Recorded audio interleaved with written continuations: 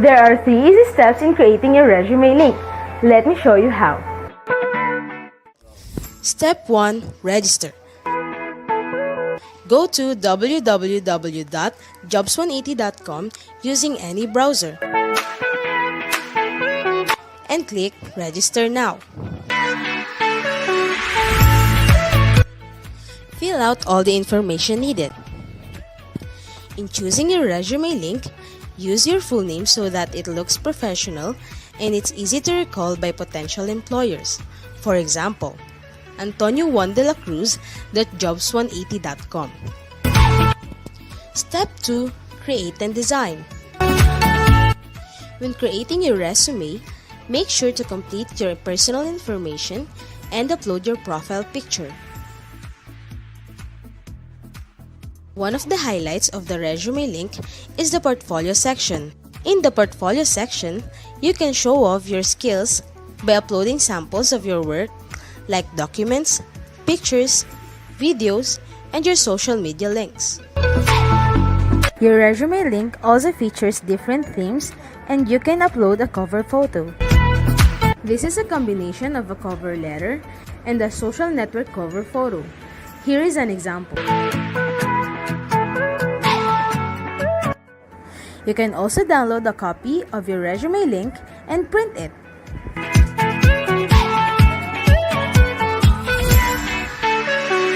Step 3. Apply for a job. There are many ways to apply with your resume link. First is browsing the job recommendations in your Jobs 180 dashboard. If you're qualified, click Submit Resume Link. So what are you waiting for? Dress up your next generation resume, stand out brightly among the competitive job seekers in the market, and win the heart of your future employers using Resume Link.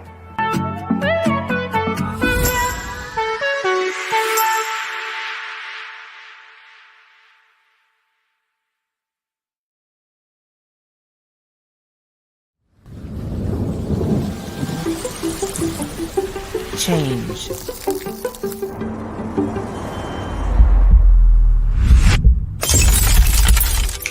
It happens when you least expect it, but also when you embrace it. At Accenture, we help the world's biggest brands thrive through change. Our people combine technology and creativity, expertise and experience, learning and collaboration, passion and purpose to make a difference for our clients, their customers, our company, and our communities. Behind every great change is a great human. Bring your skills, your curiosity, and your true self to your work every day. Let's do incredible things. Let's deliver on the promise of technology and human ingenuity.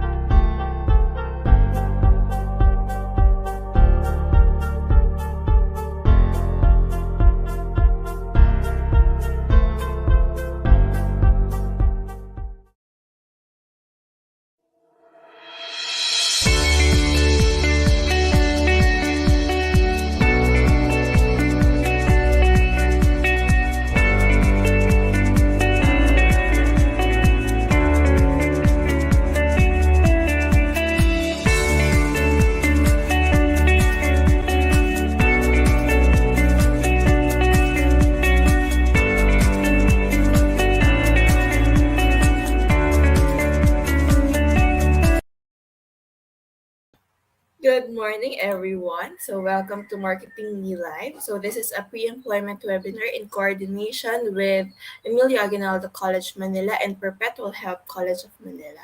Today we'll be joined by speakers from HGS Healthcare, VXI, and CDO Foodsphere. Before we start, we invite everyone to join us for the prayer and the national anthem.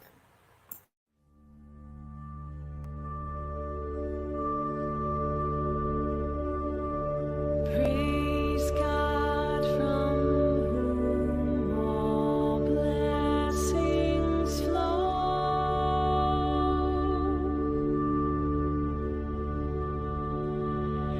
Praise Him, all creatures here below.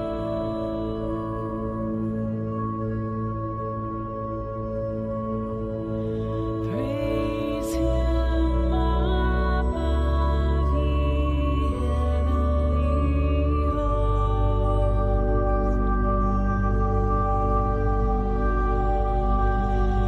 Praise Father, Son, and Holy Ghost.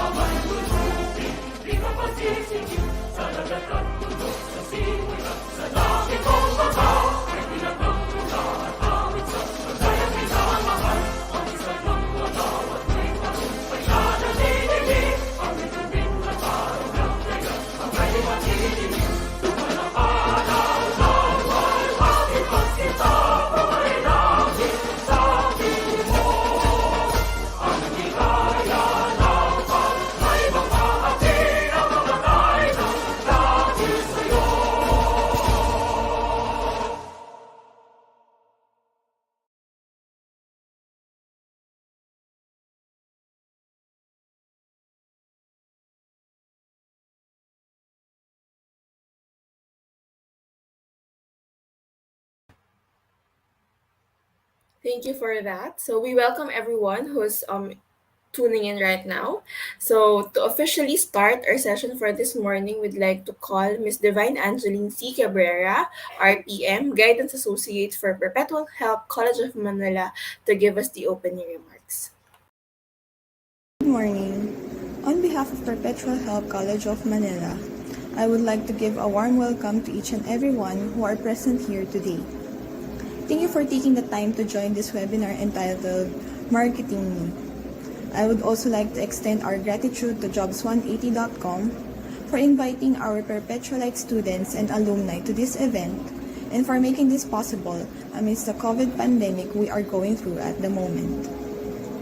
The Marketing Me Live is an opportunity for the attendees to learn more about the process of job hunting and what to expect when seeking for employment. This is a great chance to prepare and equip yourselves so you have a better chance at getting the position or work you're vying for in the future. So stay tuned and engage yourselves to the series of discussions that have been prepared for you today. Once again, thank you and good morning. Thank you for that, Miss Divine. To our audience today, we'd like to know where you're from. Please keep on commenting. We'd like to know what your school is and your course. Lagay nyo lang name, school, and course. Ayan. Please don't forget to share this with your friends. And if you have classmates, please advise them that the evaluation and attendance link will be released at the end of this event. Here's our schedule for today. First, we'll be discussing online applications using the resume link, virtual interviews, communication skills, and alternative work options. So thank you to everyone who's here and who's on time. Thank you. We appreciate. So later on, after our speaker, there will be time to ask questions. So habang nagtotalk yung speaker natin, pwede na kayong maglagay ng questions nyo for pooling, and then we will address it after their talk. Ayan. So let's introduce our first speaker discussing online applications. So we have Sir Kim Chua, the Managing Director of JobsUnity.com. He has 20 years of experience in sales, marketing, business development, customer service, operations, business process, and human resources. He is a trusted resource speaker, and he has done over 1,000 career development seminars in more than 400 plus colleges and universities nationwide. So, Sir Kim, you know what to do. I'll be back in 20 minutes, po. You have the floor, sir. Thank you.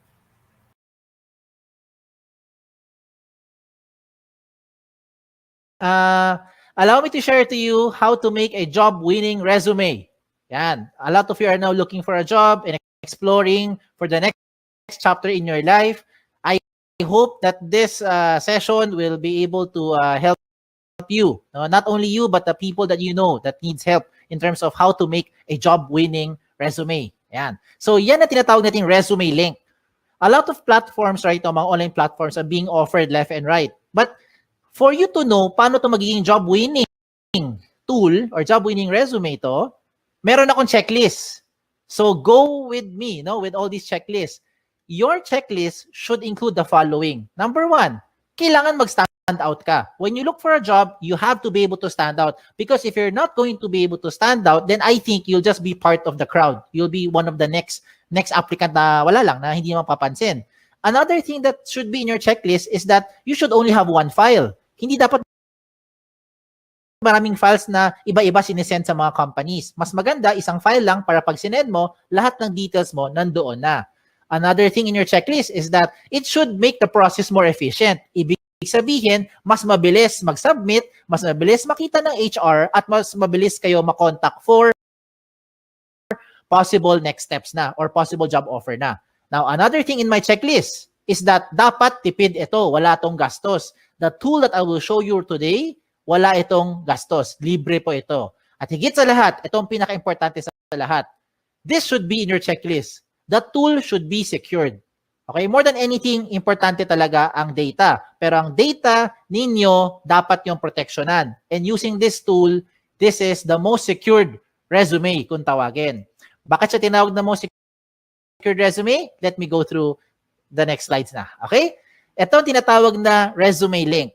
Okay? A personalized URL for anyone can open online anytime. I will use an example para makarelate kayo. If you are John Santos, ang link mo or resume link mo pwede maging johnsantos.jobs180.com. Ganun lang kasimple. At yan na po ang resume link niyo. So how do you make one? Go with me through the 3 simple steps. First step is you have to register. Absolutely wala tong bayad. Libre po ito. How do you register? You go to the website of jobs180.com. That's www.jobs180.com at dun ka mag-register on the upper right side of your screen. Now, as you do that, you have to put the basic information. Okay? So, alam nyo na ano mga information yan. Hindi ko na isa-isahin. Babawasan nyo naman at alam nyo naman ano dapat ilagay. Now, as you create your account, you have to use a valid email. Okay? Now, before we go to the email, paalala ko lang, sa mga nag-isip sa inyo, paano kung hindi ako si John Santos, ano gagawin kong resume link? O yan, baka nag-isip kayo eh. So, if ever lang, mayroon kang kapangalan, okay, just so happen na may ibang John Santos na nauna sa inyo, ano mangyayari? Magkakaroon doon na red na box, sasabihin niya, this name has already been taken. Okay, malungkot, pag taken na, okay lang, just be creative. Pwede mo gawin, baliktarin mo. Gawin mo santosjohn.jobs180.com o kaya J Santos o kaya Santos J o kaya JS o kaya SJ. Depende kung ano gusto mo gawin. Basta importante, wala kang kapangalan. Okay? Wala kang kapareho. Now, when you do this, huwag kayong OA. Do not create yung mga ganong klaseng over-creative na mga resume link because it doesn't look professional. Imagine submitting to a company with your resume link that says eljablo.jobs180.com. Hindi yan mukhang professional. Okay? Now, when you register, please use a valid email. Ito yung emphasis ko lang sa pag-create nyo ng account na dapat gamitin yung email, yung nabubuksan yung email, kagaya ng Gmail, Yahoo, or any email na nabubuksan nyo. Do not create, example lang yung mga email na kagaya ng ganito, patricia@facebook.com na email. Huwag kang gagamit ng joseph@facebook.com na email to register. In short, huwag mong gagamitin yung @facebook.com na email. Because if you use @facebook.com na email, you will no longer be able to receive notification being sent to you by the companies as well as jobs180.com. Importante po na nabubuksan nyo yung email nyo kasi kailangan mo i-verify yung account mo. Okay? It is very important that you verify your account as a proof na ikaw nag-register at pangalawa, para ikaw ay makapag-apply. If you don't do this, if you don't verify, walang mangyayari sa account nyo. Okay? So sayang lang. So you have to verify to finish the first step. Okay? How do you verify? Just open your email, look for the link, click mo yung verify, you're done with the first step. Okay? Tapos na yung first step. Ano yung first step? Register. Wala tong bayad. Let's go to the second step. Ang second step, ang pinaka-logical sa lahat. Kailangan kumpletong detalye nyo. So how do you do that? You go back again to your account by going to the website of jobs180.com. This time, hindi mo kailangan mag-register. Ang gagawin mo, mag-login. Pag login mo, lagay mo dito yung email nyo or resume link nyo. Kayo lang may alam yan. At lalo na yung password nyo na kayo lang talaga may alam yan. So when you do that, you now go inside your account. Pag nasa loob na kayo ng account nyo, ano gagawin nyo? Mabilis na lang ito. Fill in the blanks.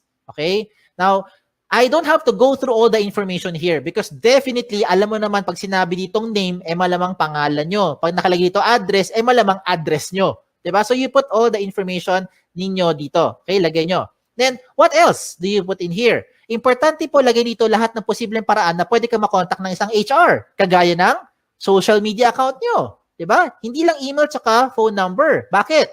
Most of the time, ano nangyayari? Okay, let me tell you. Marami sa inyo nilalagay nyo phone number nyo. Pero pag tinatawagan kayo ng HR, hindi nyo sinasagot, lalo na pag hindi mo kilala. Hala, sino kaya ito? Hindi mo sasagutin. Diba? Kasi takot kayo, baka nagsascam or whoever yung tumatawag. So ano mangyayari sa mga HR? Mag-i-email kami ngayon sa inyo. But you don't open email more often than you open your social media account. So I recommend lahat ng posibleng paraan na pwede ka makontak na isang HR, ilagay mo dito. Kagaya ng mga Facebook nyo or Twitter nyo para mabilis ay makapag-PM. Private message, makapag-invite for the next step. Okay? What else do you put here? You also put here your work options, yung mga work experience nyo. Pagdating po sa work options, you can see on the screen, you have 4 options na pwede nyo pagpilian. Parang switch lang yan. Yes, no switch, on, off switch. So you can choose here, example, looking for OJT, lagay mo yes, if you're looking for OJT right now. And later on, pag hindi na, turn it off. Edi lagay mo na no. Diba? So depende yan kung anong mas trip nyo or anong mas pasok dun sa hinahanap nyo right now. What the system will do is it will try to match you with companies who are also looking for the same profile with what you have. Yan yung kagandahan ng tool natin. Hindi mo kailangan mag-door-to-door para mag-submit ng resume link ninyo. Okay? What else do you put here? You put here your school under education. Even later on, okay, pagka-graduate nyo, you can also put here your schools. Yung mga nag-take pa kayo ng further studies, pwede mo rin ilagay dito. Okay, so walang limit sa space yan. Pagdating pa sa seminars attended, ganun din. Kahit gano'ng karami, pwede nyo ilagay dito. Kahit magkopyahan pa kayo. Just make sure lang alam mo yung seminar na yon. Kaya baka matanong ka sa interview. Pagdating po sa certification, ganun din. Put all the certification programs that you've had, you put it here. Okay? When it comes to the achievement, do not limit your achievement only inside the school. Hindi lahat na nakikinig ngayon ay Dean's Lister. Hindi kayo lahat dito ay honor student. Diba? Ayan, nag-agree marami sa inyo. So, hindi lang po ang achievement nakabase sa academic excellence. Some of you are student leaders. So, if you're active sa school, you also put it here kung ano yung mga pinagkakaabalahan nyo. And hindi lang sa loob ng school, even outside the school. If you're active in your barangay, halimbawa, isa kang tanod, ilagay mo dyan. Diba? Yan yung mga achievement ninyo. So, you put it here. Bakit? Because what you're doing now is you're trying to market yourself more effectively to that prospective company. Okay? Now, when it comes to the skills and languages, ito yung common observation namin mga HR. Pagdating sa skills, nilalagay mo lang na skills yung mga umiikot lang sa course nyo. Hindi porkat communication arts ang course mo, com arts lang ang skills na alam mo. Hindi porkat engineering ang course mo, ang alam mo lang na skill ay pang-engineering. Hindi porkat tourism or HRM ang course mo, ang alam mo lang na skill ay pang-tourism at pang-HRM. Maybe some of you are into multimedia, into photography, into videography, into something else, arts, crafts, whatever. Lahat ng yan, skills nyo yan. Remember, what you're doing here is you're marketing yourself more effectively. Kaya kung ako sa inyo, ilagay mo dito lahat ng skills na alam ninyo. Pagdating po sa languages, ganun din. Huwag mong ilimit yan sa 2 lengguwahe lang. Because I'm sure alam nyo na yung 2. Kung 2 lang talaga alam nyo, din 2 lang. Ano tong 2 to? English and Tagalog or Filipino. Okay? Now, if you know other local dialect, Bisaya, Kapampangan, Sabacano, Ilonggo, you can also put it here. If you know foreign languages, German, French, Chinese, Japanese, diba, Korean, pwede mo ilagay dyan. Okay, walang limit sa space yan. When it comes to the references, sigurado ko yung mga references nyo, kilala nyo. Ang malaking tanong dito kayo ba'y kilala nila? Sana oo, di ba? Kasi madalas pag tumatawag kami sa mga references nyo, hindi kayo maalala. So please tell them, ginawa nyo silang reference para at least they know what to tell about you. Okay? Now at this point, to make your life easier, kung sakali lang nakagawa ka na ng resume nyo in your Word file or maybe in your doc file, depende kung anong file nyo, PDF file, whatever file you have. Kung nakagawa ka na ng resume nyo, simple na lang. Just copy all the information inside dito. No, ilagay mo sa loob ng ResumeLink. Just transfer them here inside the ResumeLink para maging secured yung data nyo. Okay? Kung bakit secured, I'll tell you as we go along. Okay? So yung mga sinabi ko, I think alam nyo na yan. Alam nyo na yan. Okay? Itong mga susunod kong papakita, ito yung mga amazing na portion. Let me start with the portfolio section. Ano yung portfolio section? This is the part where you now upload evidence of your skills. Example, ano ebidensya na graduate na kayo later on? Diploma, di ba? Transcript. Ano pa? Toga, hindi ebidensya yung toga. Okay? Kung ano man meron nyo, di ba? Certificate, diploma, yan, ebidensya yan. Okay? Kung transcript of records is evidence na graduate na kayo. Ano ebidensya na wala kayong criminal record? NBA clearance, police clearance, di ba? Ano ebidensya na pwede ka pumunta sa ibang bansa? Passport, visa, lahat ng mga sinasabi mong mga skills mo or yung mga what you're claiming that you know, you can now support them here sa portfolio section by showing those documents. Diba? Anong ebidensya na ikaw ay healthy? Meron kang medical clearance. Anong ebidensya na pwede kang mag-drive ng sasakyan? Meron kang driver's license. Diba? So gets nyo na yung sinasabi ko. Ang point ko lang is you can now put the things here to support yung claim nyo of your skills. Now, you're starting to think, Sir, kung pare-pareho naman kaming graduate sa school namin, pare-pareho kami magkakaklase, same yung course namin, same yung school, same yung teachers, same yung curriculum, pare-pareho lang naman kami lahat, walang experience sa trabaho, how will we stand out? Ayan, di ba? Okay, ito ngayon yung isang magandang recommendation ko sa inyo on how you now stand out. You get your smartphones. Kunin mo yung mga smartphones nyo. Kung wala, manghiram sa kaibigan. Okay, hiram mo sa kaibigan mo. I-record mo yung selfie video mo. You say something interesting about yourself. Record it in about 30 seconds to 1 minute lang. Huwag na masyadong mahaba. Ano gagawin mo? Pretend that you are being interviewed by the HR. So you answer basic questions like, tell me something about yourself. O, di ba? Ano yung mga gasgas sa tanong natin? Why should we hire you? O, di ba? Just imagine na tinanong ka ng HR at sasagutin mo na lang siya. Ang maganda lang ngayon, recorded mo. So kung di mo type yung sagot, i-delete mo. Pag type mo, you save it. Then you upload it sa YouTube or sa Vimeo. Maraming mga video channel na libre, yung mga video converter sa online. Hanapin mo lang. And when you're done, you put that video link doon sa portfolio section nyo. O, di ba? This time, it will definitely make you stand out because depende na to sa diskarte mo on how you're going to present yourself. Okay? So I leave it up to you on how you do that. Now, another thing for you to do, na sure akong hindi to makokopya ng classmate mo, ay yung picture mo. Diba? So you put your profile picture here. Now, when it comes to the picture, hindi kailangan sobrang formal na formal. Hindi kailangan pumunta sa studio. Huwag na kayo gumastos. Ang importante dito, tumingin kayo sa camera. Plain background. Okay? Plain background, tumingin kayo sa camera. Wear something, of course, wear something decent. Okay? Do not upload profile pictures that look like the right side of your screen. Yung mga sample na yan, hindi po maganda example yan. Okay? So, huwag kayo maglagay ng ganun kasi mga sample ng profile picture. Now, another good thing pa that will make you stand out using the resume link is your cover photo. Yes! A picture paints 1,000 words. Yan ang kasabihan na very, very applicable dito. A lot of you who are listening today, hindi kayo gifted with writing skills. Hirap kayo i-express ang inyong feelings at inyong thoughts into words. Hindi mo ma-type, hindi mo ma-sulat. Tama? Hirap tayo eh. Bakit? Hindi natural sa atin yan. Pero pagdating sa picture, kaya mo i-express yung inyong personality. Look at the examples I'm showing you. Look at the one on the left. Ano siya? Isa siyang ophthalmologist or optometrist. Sabi naman ng iba, eye expert. Di ba? Yung sa kanan, ano siya? Sabi ng iba, sir, parang IT. Sir, techie siguro kasi maraming gadget, pati stapler, gadget niya. Di ba? O sabi ng iba naman, sir, parang makalat. O depende na kung how you are going to interpret it. But now, the way I see it, itong taong to, multitasker. Okay? Another good example I'm showing you is this one. Someone from psychology, someone from neurologies, or maybe someone who knows left and right. Ganun lang kasimple. No? So, depende yan how you're going to express yourself. Okay? Another good example pa, itong person na to, ang gusto niya sabihin, there's no shortcut to success. You will be able to reach your goal by taking one step at a time. O, di ba? So I'm showing you good examples. Hindi yan member na akit bahay gang. Hindi rin po yan social climber, in case that's what you're thinking. So kung nagpakita ko ng magaganda example, I will also show you yung mga hindi maganda example para wag niyong gagayahin.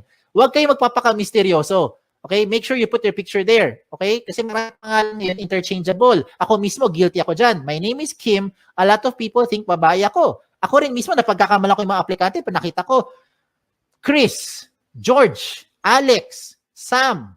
O, diba? Minsan isipin ko, Joey, lalaki. Yung pala, babae. Diba? So you better put your picture there para at least alam ng HR who to expect. Okay? Now, when you make your resume link, dapat may laman talaga yan. Kasi kung walang laman yan, ganyan itsura niyan. Blanco.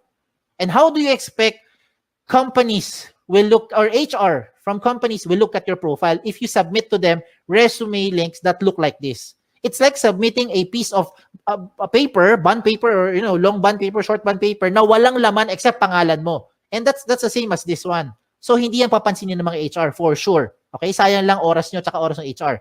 Kailangan attractive. Okay? When I say attractive or catchy, do not overdo it naman. Now, this is just in my opinion. In my opinion, I think this one is not a good example. Kasi ang dating niya parang tamad, parang happy-go-lucky, parang chill-chill lang, no? Parang gano'n na dating. So, I leave it up to you on how you'll be, expressing yourself na dito. Okay? So, sa mga personality nyo. Alam niyo na anong dapat nyo gawin at hindi yung dapat gawin. So, showing a very good example is si iExpert. Tignan mo, lahat ng detalye niya, kompleto. Everything. From top to bottom, kompleto lahat ng details, including yung kanyang mga portfolio section na nagpapatunay na siya ay isang licensed ophthalmologist. Pinakita niya lahat ng mga posibleng hingiin pa sa kanya ng mga HR. So bakit ko sinabi sa inyo napapabilis yung buhay dito? Hindi lang buhay nyo. Pati buhay rin ng HR napapabilis because once you submit all this information to that company, when the HR opens your resume link and sees everything about you, dalawa lang ang pwedeng mangyari niyan. One is, nahuli mo attention, gusto ka niya ngayon kausapin or schedule for the next step like interview or possibly job offer, or hindi ka nag-fit. Yun yung second. Di ba? Para at least, ang maganda rito, hindi na pabalik-balik, hindi na siya tatawag para sabihin, hello ma'am, meron ka bang evidence na graduate ka na talaga sa school na yan? Can you send me your transcript? Diba? Can you send me yung mga evidence or yung mga sample skills or sample work mo kasi you are in IT or in graphic design, diba? That's yung ibig ko sabihin. Wag nang pabalik-balik, sayang yung oras. Okay? Time is of the essence, lalo na ngayon. So you put everything there, at least pag nakita ng HR, diretso na kagad sa pag-process sa inyo. Okay? A lot of you are now thinking, Sir, pag gumawa ako ng resume link at nilagay ko lahat ng information ko dyan, baka naman yung mga data ko nakakalat na sa buong mundo. Baka naman yung mga information ko nakalantad na sa buong internet. The answer is, no. Kaya nga siya tinawag na the most secured resume. Okay? Bakit siya tinawag na most secured resume? Because you have the ultimate control over your privacy settings. Follow the screen. Inside your dashboard, when you log in, you can go to your settings. Sa settings mo, to be specific, puntahan mo yung privacy settings. In your privacy settings, you choose the information that you want to show in public. Halimbawa lang you do not want to show your birthday. What do? Turn it off. Ayaw mo pakita yung address mo. What do? Turn it off. Ayaw mo pakita ang inyong references. What do? Turn it off. So lahat na naka-off, hindi lalabas sa public. At sino may control niyan? Kayo lang. O, di ba? Ang maganda pa rito, real-time update yan. Halimbawa, today, you decide not to show your birthday, your address, and references. And then 5 minutes later, you decide, sige, pakita ko na nga birthday ko. Turn it on. Real time. 5 minutes later, the moment you save your settings, lahat na binigyan mo ng resume link, updated na rin sila real time. As in real time. Di ba? Ayos, di ba? Sige, tuloy natin. Tuloy pa natin to. So, reminders ko na lang sa mga late na dumating or kakakinig lang, when you make your resume link, make sure that your profile is interesting and attractive. Okay? Wag OA. Iba yung over naman yun. No? Wag naman ganun. So, make sure it's attractive, it's catchy. Complete all the information, especially your contact details. Kasi sayang naman lahat ng ginawa mo, nahuli mo attention, hindi ka makontak ng HR. So, better make sure nandyan yung mga contact details na updated. Okay? So, yan. So, tapos na tayo sa 2 steps. Last step na lang. Ano yung first step? Recap lang. First step is Register, wala tong bayad, libre po yan. Second step is for you to complete the information. Yan ang pinaka-logical. And the last step now is for you to submit. So you're now thinking, okay to paano ko gagamitin ngayon yung resume link? Bigyan kita ng iba-ibang paraan. Okay, lahat ito practical application para makarelate kayo. Unang option, pumunta ka sa website ng jobs180.com. That's www.jobs180.com, and that's where you now start to look for companies. Type the companies that you're looking for. Pag may lumabas, edi good. Pag walang lumabas, edi wala. Okay, huwag din pilitin. Okay? Now, you can also see there a lot of companies, a lot of company logos that you can shop around, you can choose, learn about the company, and if you want to be part of the company, I recommend you submit your resume link kahit na hindi ka pa qualified. Let me repeat what I just said. If you want to be part of an organization, if you want to be part of that company, even if you are not yet qualified, I recommend you give your resume link to that company. Bakit? Imagine, kung ngayong hapon, ngayong araw, nagsubmit ka ng resume link sa isang kumpanya na naghahanap ng 3 years experience na aplikante. Wala ka pang 3 years experience. Okay lang. Because nabigay mo na yung resume link mo sa kanya, pagdating ng 2024, siguro naman by that time, meron ka ng 3 years experience, di ba? Kasi nag-work ka na ngayon by 2021. By 2024, may 3 years experience ka na, pwede ka na ma-qualify dun sa position na in-applyan mo. And you never know. That company might just contact you later on, provided that your details are still updated. So you have to update those information real time. Ayos ba? Ayos, di ba? Wala nang pabalik-balik. Hindi mo na kailangan magbalik-balik dun sa kumpanya para sabihin, nag-apply po ko sa inyo last year. Ako po yung OJT nyo 3 months ago. Wala lang ganun. Okay? Another practical application. When you submit your resumes through email, how do you do that? Madalas, ito ginagawa natin. Mag-email tayo, sasabihin natin, Dear HR Manager, I would like to apply for the following position and this is my resume. Ano gagawin nyo? I-attach mo yung Word file mo or PDF file mo. Tama? If that is how you're doing it, wag mo nang gawin yon. Wag ka na mag-attach ng anything sa email. Pampabagal lang yan, tsaka makaluma na yung style na yan. Bakit ko sinabi yon? Kasi hindi mo na kailangan talaga mag-attach ng anything. Ang gagawin mo, i-type mo na lang doon sa email mo yung resume link mo. Example, Dear HR Manager, I would like to apply for the following position. And this is my resume. In this example, Antonio Juan de la Cruz, 01.jobs180.com. That's it. Submit. I look forward to your information. Thank you. Send. Every time meron kang babaguhin sa details mo, hindi mo na kailangan padalhan yung HR. Kasi kung ginagamit mo mga attachment, ang kulit niyan ang kulit, saka nakapagod. Ano gagawin mo pag nagbago ka ng phone number? The HR Manager, this is now my updated resume. Mamaya-maya, 2 weeks later, nagpalit ka ng phone number. Ano gagawin mo? The HR Manager, this is now my updated, most recent resume. O, di ba? Every time meron kang babaguhin, padala ka na padala doon sa HR. Nakapagod yan, hindi lang sa part nyo, kundi sa part din namin sa mga HR to keep track which one yung pinaka-updated na details. So this time, wala na kailangan. Palit-palit na lang kayo ng details nyo. Update na lang sa loob ng resume link. Ayos ba? Ayos pa. Okay, tuloy pa natin to. Okay? If you want to print your resume, this is now the good news. You can now print your resume link. No matter how much information you have, the system will try to compress everything into one page. So kung gusto mo talaga mag-print ng papel at mag-submit sa mga kumpanya, walang kaso. Pumunta ka lang sa dashboard mo, hanapin mo yung print na option at mamili ka kung 1 column or 2 column version ang gusto mo i-print. What the system will do is it will try to compress everything into one page para tipid na. O, di ba? Now, usapang tipid. Ito mas tipid pa. Gusto mo mag-print ng resume pero gusto mo magtipid. Itong gawin mo. Gumawa ka ng resume link card. Ano tong resume link card? Sa isang pirasong long bond or short bond paper, mag-design ka ng maraming resume link card. No, maliliit lang, parang business card ang dating. In one piece of paper, I think you can make 10, 20 sets of cards. Depende sa size ng papel mo. At ang importante na ilagay mo dyan sa resume link card mo ay syempre ang inyong resume link. Diba? So, hindi mo na kailangan ilagay lahat ng details mo sa resume sa loob ng maliit na papel. Lagay mo lang resume link mo. And that is what you now give to the companies when you start applying. Look at the picture I'm showing you. Diba? Tipid. Hindi lang tipid. Secured pa. Tingnan nyo. If you submit yung big paper resume nyo, long bond paper, sinubmit mo sa isang kumpanya, nag-apply ka. For some reason, nilipad ng hangin. Yung nakapulot ng papel na yan, alam na buong detalye mo because everything is in that one-page printout. Now, if you lose that small piece of paper, don't worry. Meron kang peace of mind. Bakit? Yung mga kapulot niyan, limited sa privacy settings mo because you have the ultimate control over your privacy settings kahit na i-type niya yan sa browser. Okay? So, ang recommend ko rin sa mga nakikinig, use the gadget. Take advantage of the technology. Use your gadget, your laptop, your cell phone, your tablet, kung ano man. Okay? Para ngayon kasi, with this day and age, technology na ang gamitin natin. Kung mano-mano pa rin kayo, wala kayong gadget, okay lang. Huwag kayong malungkot. You can still submit to the companies by just simply writing the resume link on a piece of paper. As simple as that. Okay? So, again, sa mga nagtatanong, ano yung mga guidelines ko para makagawa ako ng job-winning resume? Ito yung guideline ko. Ito yung checklist ko. Are you using the right tool? That's the ultimate question. There are so many tools right now, but these are the things that you should consider when you make your resume. And that is the resume link.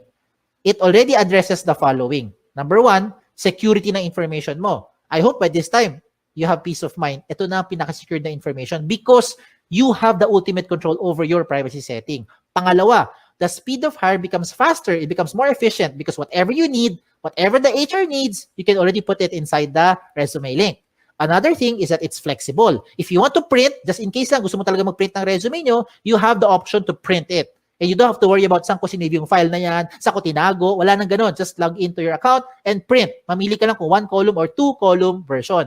At higit sa lahat, wala po itong bayad. Tipid po ito. Walang bayad. Okay? Ang kailangan mo lang, of course, internet. Sa mga nag-iisip sa inyo, sir, kailangan ko ng pan-data, pwede ka naman makakonect sa internet na walang data eh. Punta ka sa libreng wifi. Di ba? Baka yung kapitbahay nyo may libreng wifi, makagamit ka muna. Later on, pag may trabaho ka na, may sweldo na, bayaran mo yung wifi niya. O, di ba? Bawi-bawi lang yan. No? Give and take. And there are a lot more benefits to just what I've mentioned. Marami pang iba. You can share your resume link to whatever platform you want to share it to. Gusto mo i-text? Gusto mo siya i-private message? Gusto mo i-send via Viber? Kayo bahala. Pwede mo i-share. Basta kayo may control. Ganun lang kasimple. No? Kung hindi mo ito binigay sa kahit kanino, hindi malalaman to nung taong yon. And you don't have to save it to whatever USBs or hard drive. No need na. Wala rin tong mga tipong version na kailangan pa mag-compatible. Walang ganun. Lahat ito compatible. Pwede lahat. Okay? So, shout out na lang ako. Shout out to all our school partners. By the grace of God, right now, we have about 400 plus colleges and university partners nationwide, including your alma mater. So, thank you. We're very thankful for this opportunity that we're able to do this kahit tayo nasa loob ng bahay, kahit kayo ay nasa loob ng bahay. So, hindi tayo physically nagpe-present, pero nakakatulong pa rin tayo, especially if you have friends or relatives whom you think would need this tool. Please share this to them. Okay? Sa mga nagtatanong naman ng mga frequently asked questions, sasagutin ko na. Ito kasi yung mga common questions na kadalasan tinatanong sa akin. Ang tanong, can I give my resume link to companies who do not know about jobs180.com? The answer is absolutely yes. It depends kung sino ang bibigyan mo. Ikaw may ultimate control niyan. Okay? Pangalawang question, is this the same as other job platform like LinkedIn, JobStreet, iba pang mga job site? The answer is no. Meron tong dalawang major difference. Yes. Lalo na pagdating sa security. Okay. Of course, explain lang ako Okay. With respect to the other sites that I've mentioned, let me just use JobStreet as an example para lang mas makarelate, no? Para makarelate. You can only use JobStreet resume if you're applying to companies who are also using JobStreet. If you're applying to a company who is not using JobStreet, you cannot use your JobStreet resume anymore. With your resume link, you can use this to any type of company, any platform, wherever they are. Kahit sa loob ng Pilipinas or sa labas ng Pilipinas, pwede mong applyan. Kahit hindi niya alam ang Jobs 180, basta alam niya ang resume link mo, pwede niya mabuksan ang profile at makita according to your settings. That's the first difference. Pangalawang difference, kung nabigay mo na, kung na-submit mo na ang JobStreet resume mo sa isang company, wala ka nang pwedeng baguhin. Lahat ng data mo nandun na yan sa HR. Yes. Hindi na magbabago yan real time. With your resume link, na-submit mo today, mali pala number mo, na-submit mo today, mali pala yung spelling mo, you can always edit it. Enter, save it, real-time update. Lahat ng bigyan mo ng resume link updated real-time. Ayos? Okay, tuloy tayo sa number 3 question. Number 3 question is the easiest question. Ang tanong dito is, can I keep my information secured? I hope by this time, na-convince ko na kayo na ito na ang pinaka-secured na platform.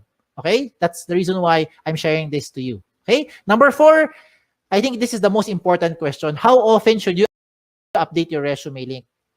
Ang sagot dito, hindi araw-araw, hindi linggo-linggo, hindi buwan-buwan, hindi taon-taon. Ang sagot dito ay every time. Every time na meron kayong babaguhin, lalo na ang contact details nyo. Yan ang importante. You have to update your contact details every time na meron kayong papalitan doon. Kasi yan yung paraan para makontak kayo ng mga companies. And the last question is just a trivia. Why is this called jobs180.com? This is called jobs180.com because we want to turn your life around. Yan, 'di ba? 180 degrees. Hindi siya 360. Kasi kung 360, bumalik ka lang kung saan ka galing. Edi balik-balik ka lang, balik-balik ka lang, balik-balik ka lang. Di wala nangyari. 'Di ba? So you have to do it 180 degrees. It's a straight line towards your career goal.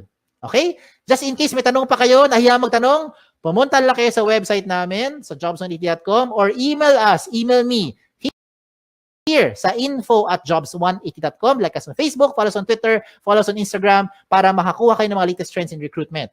Okay? Again, my name is Kim Chua. Don't forget yung wa. Okay? Baka Kim Chua lang maalala nyo. Na nagsasabing, be safe at isang magandang araw po sa inyong lahat. Thank you.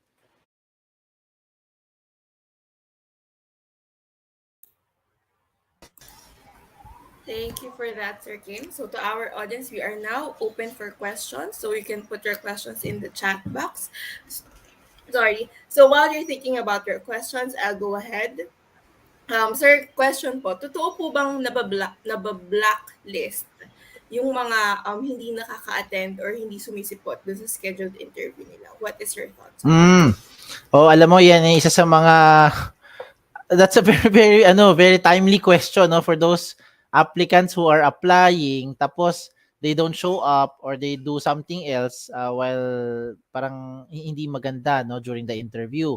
I don't want to put it as blacklist naman yung term, pero a lot of companies, they do have their internal what do you call this? Parang they do record, they do remember. No, they do remember sino-sino yung mga applicants who at some point made certain violations, no? Halimbawa lang, 'di ba? Inaway mo yung guard or nagskandalo ka doon sa opisina, you did something else and then you kumbaga hindi maganda, no? Mayroong mga untoward incident, sigurado, no, kaya bumalik ka doon sa kumpanya to reapply, they will still remember you. So whether they put it on a blacklist record or some sort, it is more of like formality. Pero remember, yung mga tao nandun nag-work, maalala pa rin nila yung aplikanteng yun.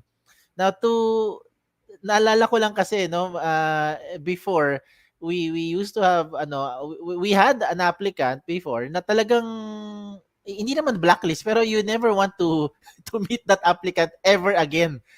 It was funny kasi, so I did my several diba, HR roles, iba-ibang kumpanya ako lumipat. Imagine mo lumipat na ako sa ibang kumpanya, nag-HR na ako. Nagkita kami ulit ng applicanting 'yon. So, that is something I wanted to inform the audience, no. When you do something sa mga application nyo, please treat it seriously and professionally, no. Kung sakali lang hindi mag-workout yung application doon sa company, huwag kayong magalit, huwag kayong magwala. Minsan hindi nyo katanggap-tanggap, no, kasi feeling nyo it's something that's you're even overqualified, no, for that position. So minsan pag dumating yung decision na hindi siya favorable sa inyo, don't feel bad, no, and don't ever do something that you might regret later on, no. Baka sakaling panahon ngayon medyo na-carry ka ng emotions, nadala ka, tapos you move to a different company, which is what I'm trying to share nga kay Ma'am Shari right now sa inyo, sa audience, no. It was like 5 years later. Imagine na ganun katagal, 5 or 6 years later, nakita kami ulit ng same applicant na yon. Yun nga lang on a different company. So siya, parang nahiya na lang din siya kasi syempre maalala pa rin naman niya, 'di ba? Kung ano yung mga ginawa niya nung before sa company yan. But anyways, just to share to the audience, yung blacklisting na yan, ano yan? It exists. O yan yun. It exists. So be careful lang, no? Be professional pag kayo nag-a-apply. Treat each company as parang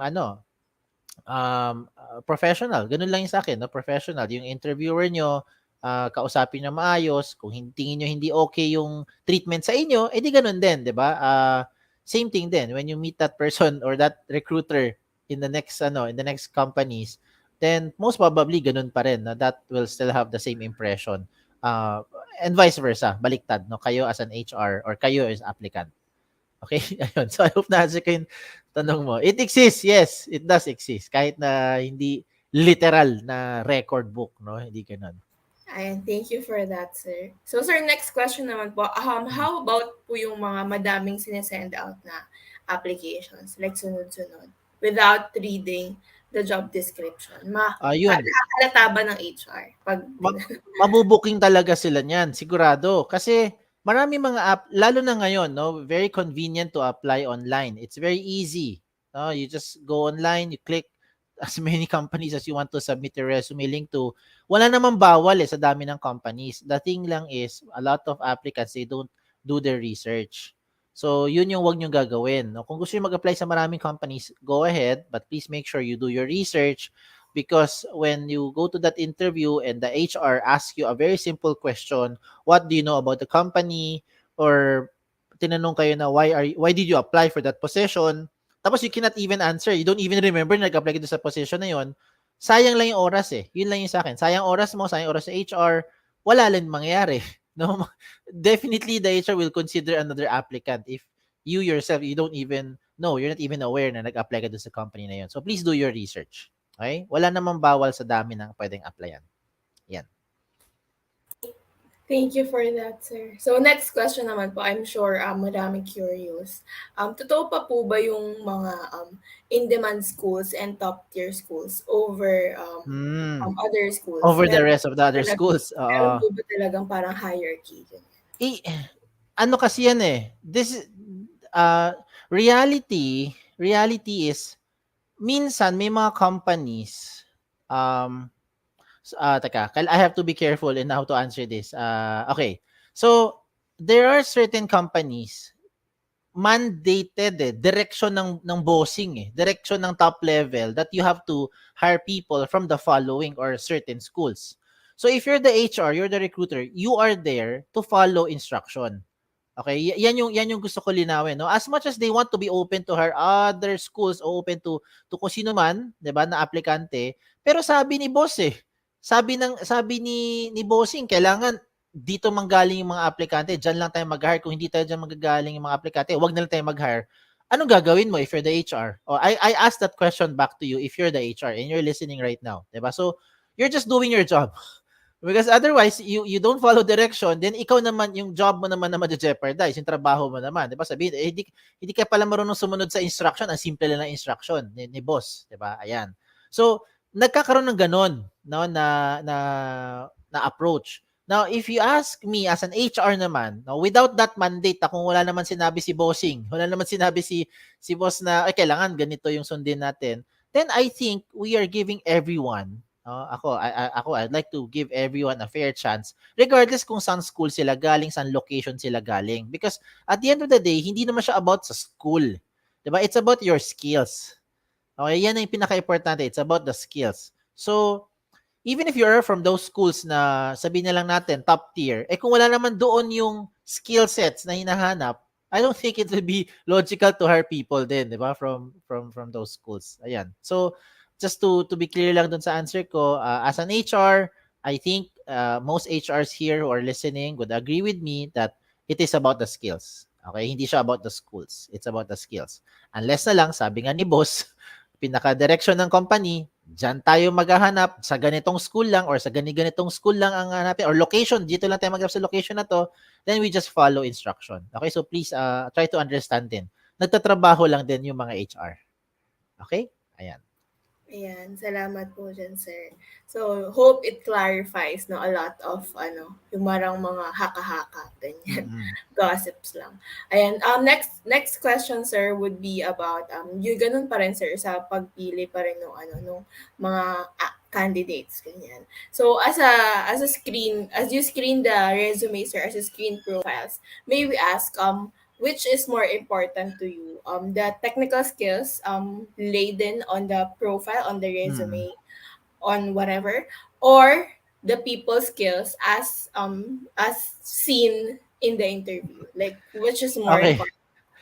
Ano yan, ito yung beauty contest answer ko dyan. Nax. it depends on the it depends on the role of the person you're looking for, no? Let's put it this way.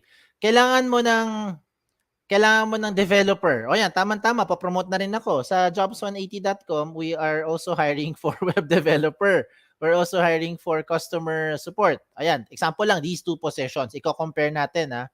You have the hard skills, importante, kailangan yung hard skills dun sa web developer. Kasi kahit anong galing ng people skills mo, kung wala kayong hard skills, o wala yung technical skills for you to do that role, kasi yung position is more technical, di ba?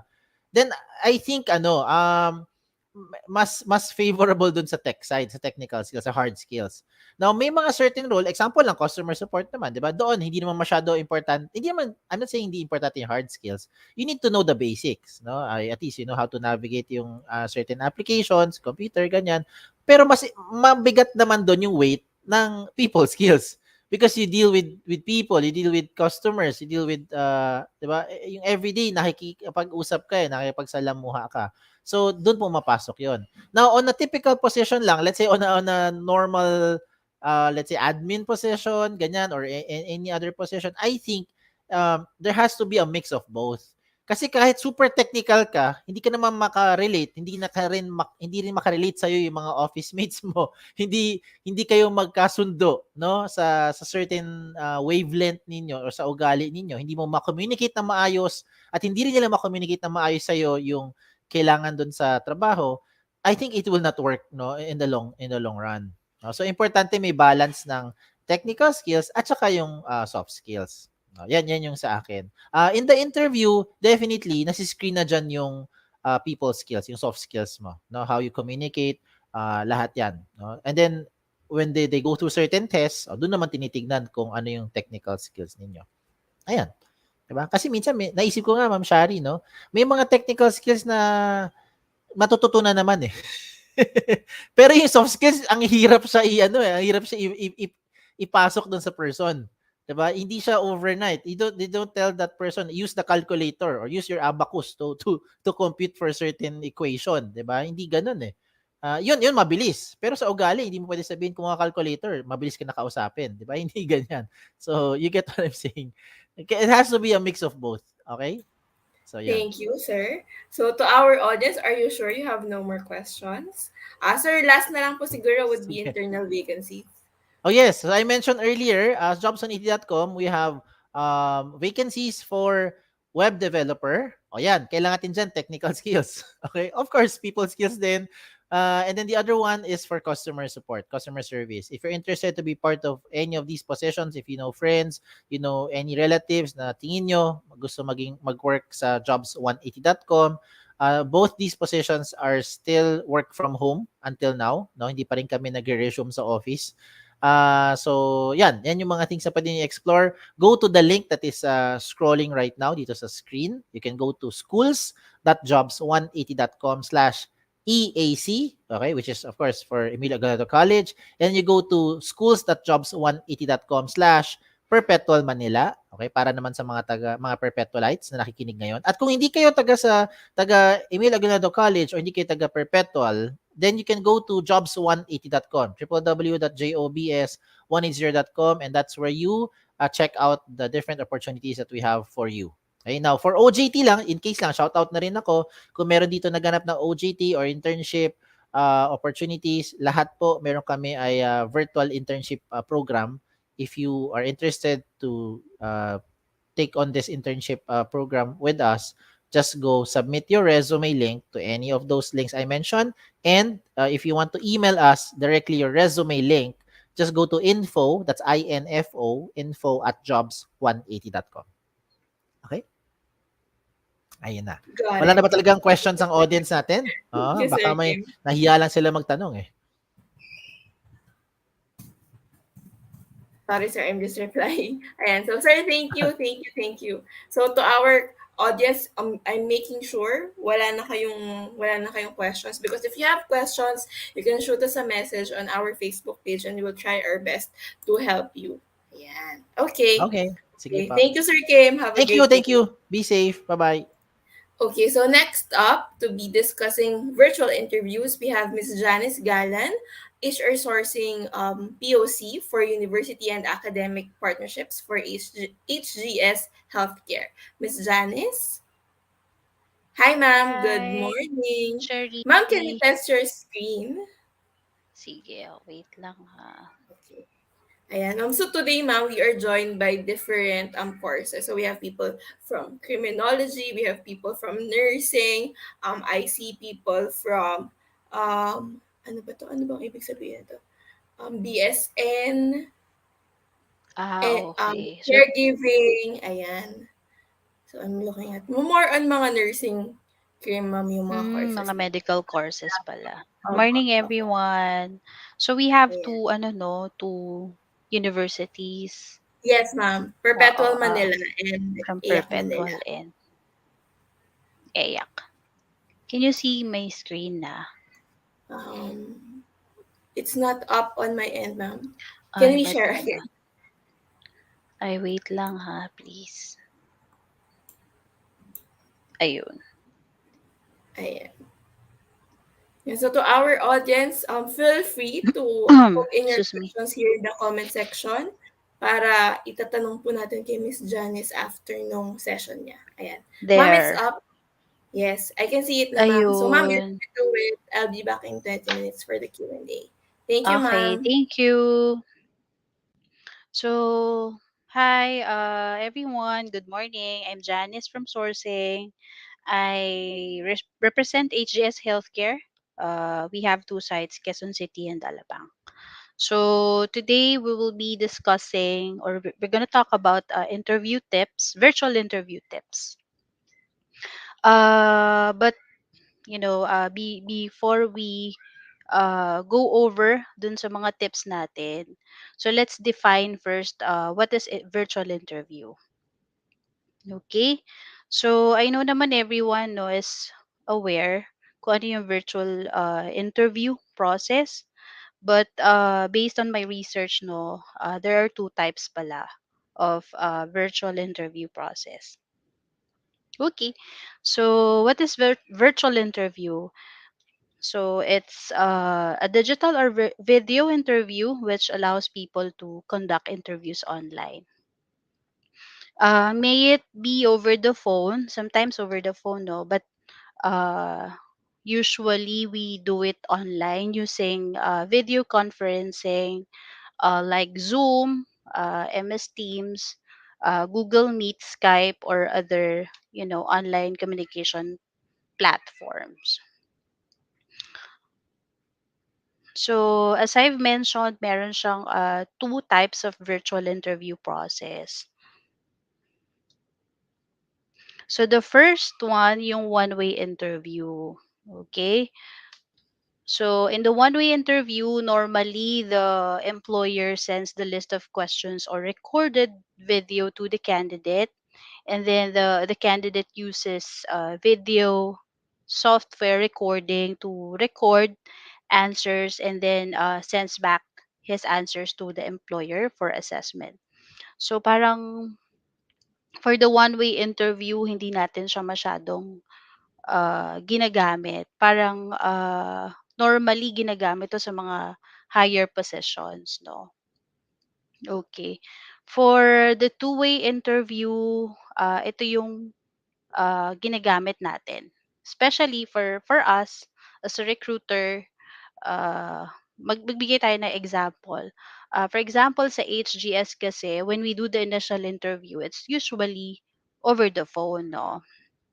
We do the initial screening over the phone, and then once mag-pass si candidate, pino-forward natin siya sa recruitment for the succeeding process.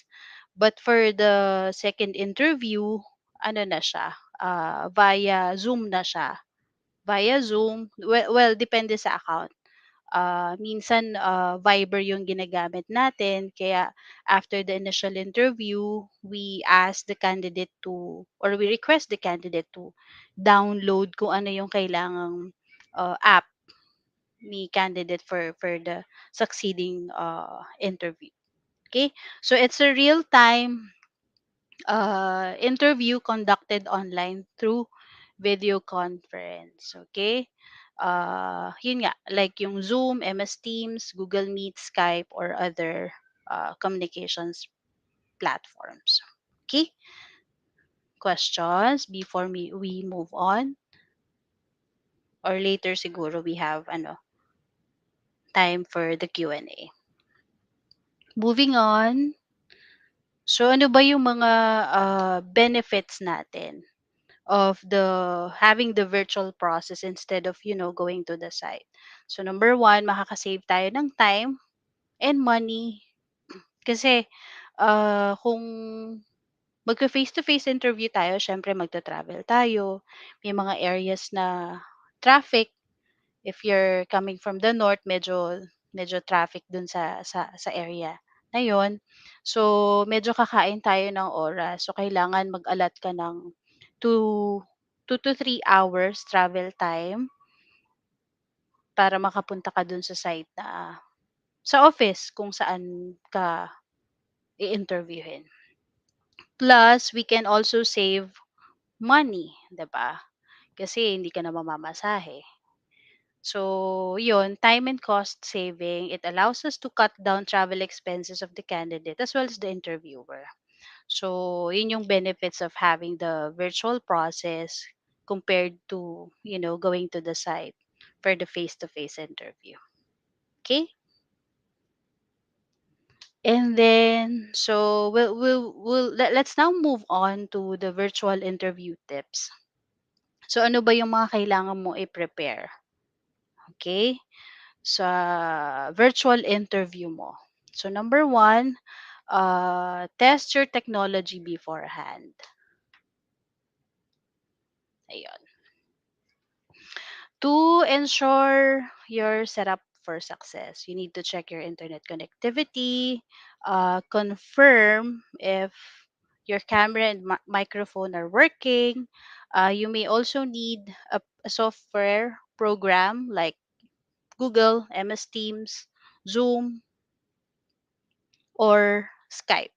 So depende kung ano yung ibibigay na social platform or yung required na software program ni employer.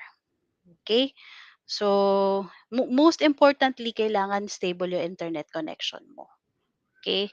So yun, number one, kailangan set mo yung technology mo. Siguro kailangan parang meron ding dry run. Okay? Para ma-identify mo kung ano yung hindi gumagana para magkaroon ka ng time pa to, prep or replace kung meron man. Okay? And then, second na kailangan mong i-prep yung interview area. Okay? So you need to choose the best spot in your home for the interview. Must be a quiet room, clean, of course, professional looking, so the interviewer can focus on you or their attention on you. Also, kung meron kang kasama sa bahay, you need to tell the people you're sharing with that you'll be using the space for the interview. You tell them the schedule and respectfully explain that during the interview it's best to be quiet with minimal distractions. Okay? So, siguro mga maximum of 25 to 30 minutes. So, depende sa flow kasi ng conversation ninyo. So, dun tumatagal yung interview. But for call center position or for customer service position naman, so normally mabilis sila mag-process. So, mga 5 to siguro maximum of 15 minutes tapos na yung initial interview.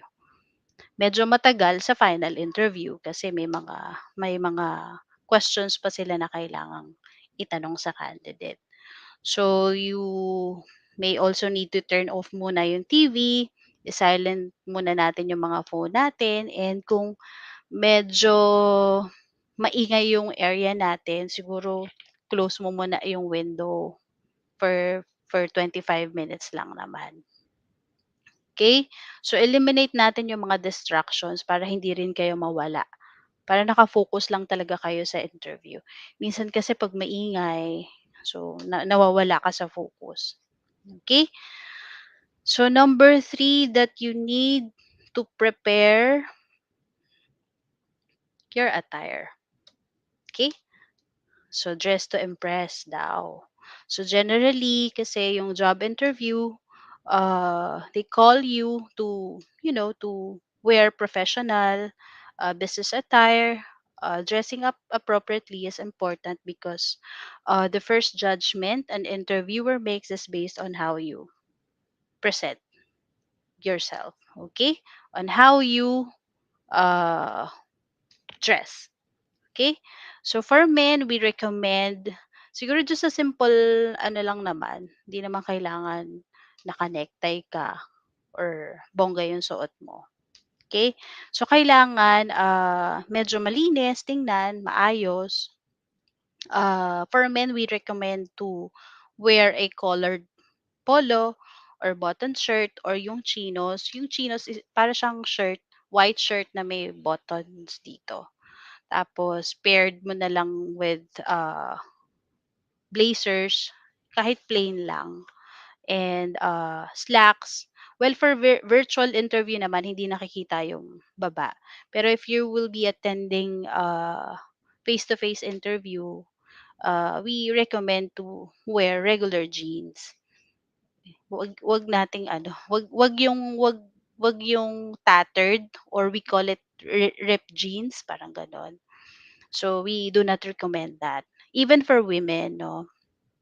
So mas maganda yung presentable yung itsura mo 'pag mag-a-apply ka. Okay, for women, we recommend a blouse and dress with blazers, tapos slacks or skirt, pwede naman. Or again, regular jeans. So iwasan natin magsuot ng mga yung may sira-sira na pantalon. Okay?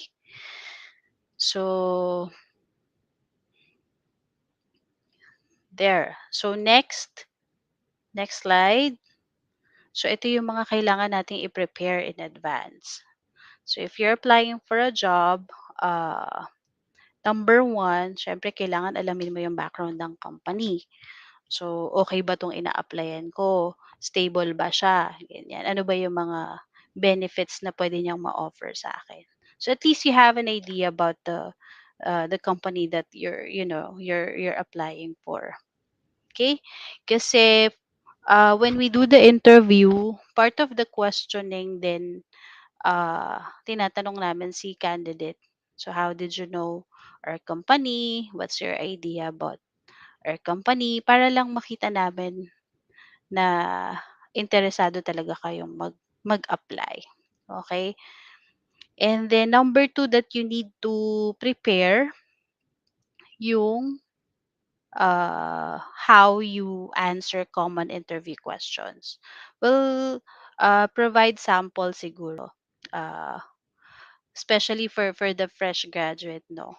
So normally naman ang tinatanong natin for freshers, since wala kayong mga work experience or wala talagang background sa BPO, number one na tinatanong siyempre yung all about yourself. Okay? So normally naman ang dini-discuss ninyo during the interview yung complete name, location, educational background, your experience, tapos yung plans nyo. And then your ideas about the industry and the company. Okay? For ano naman, for the common questions na tinatanong, parang yun lang naman eh. Dun lang naman umiikot, especially for fresh graduates. Okay? So for example, why do you want this job? What motivates you to apply for this job? Tapos ano yung skills mo and why do you think you're the best person for this job? So yun yung mga basic question na tinatanong. And then your goals and plans. Ayun. Kasi we also need to check your commitment, kung Meron ka pa bang ibang plans after, for example, 2 to 3 years from now? What other plans you might have, ganyan. Do you also consider other industries? So yun lang, at least meron lang kaming idea kung ano talaga yung plano mo. Okay?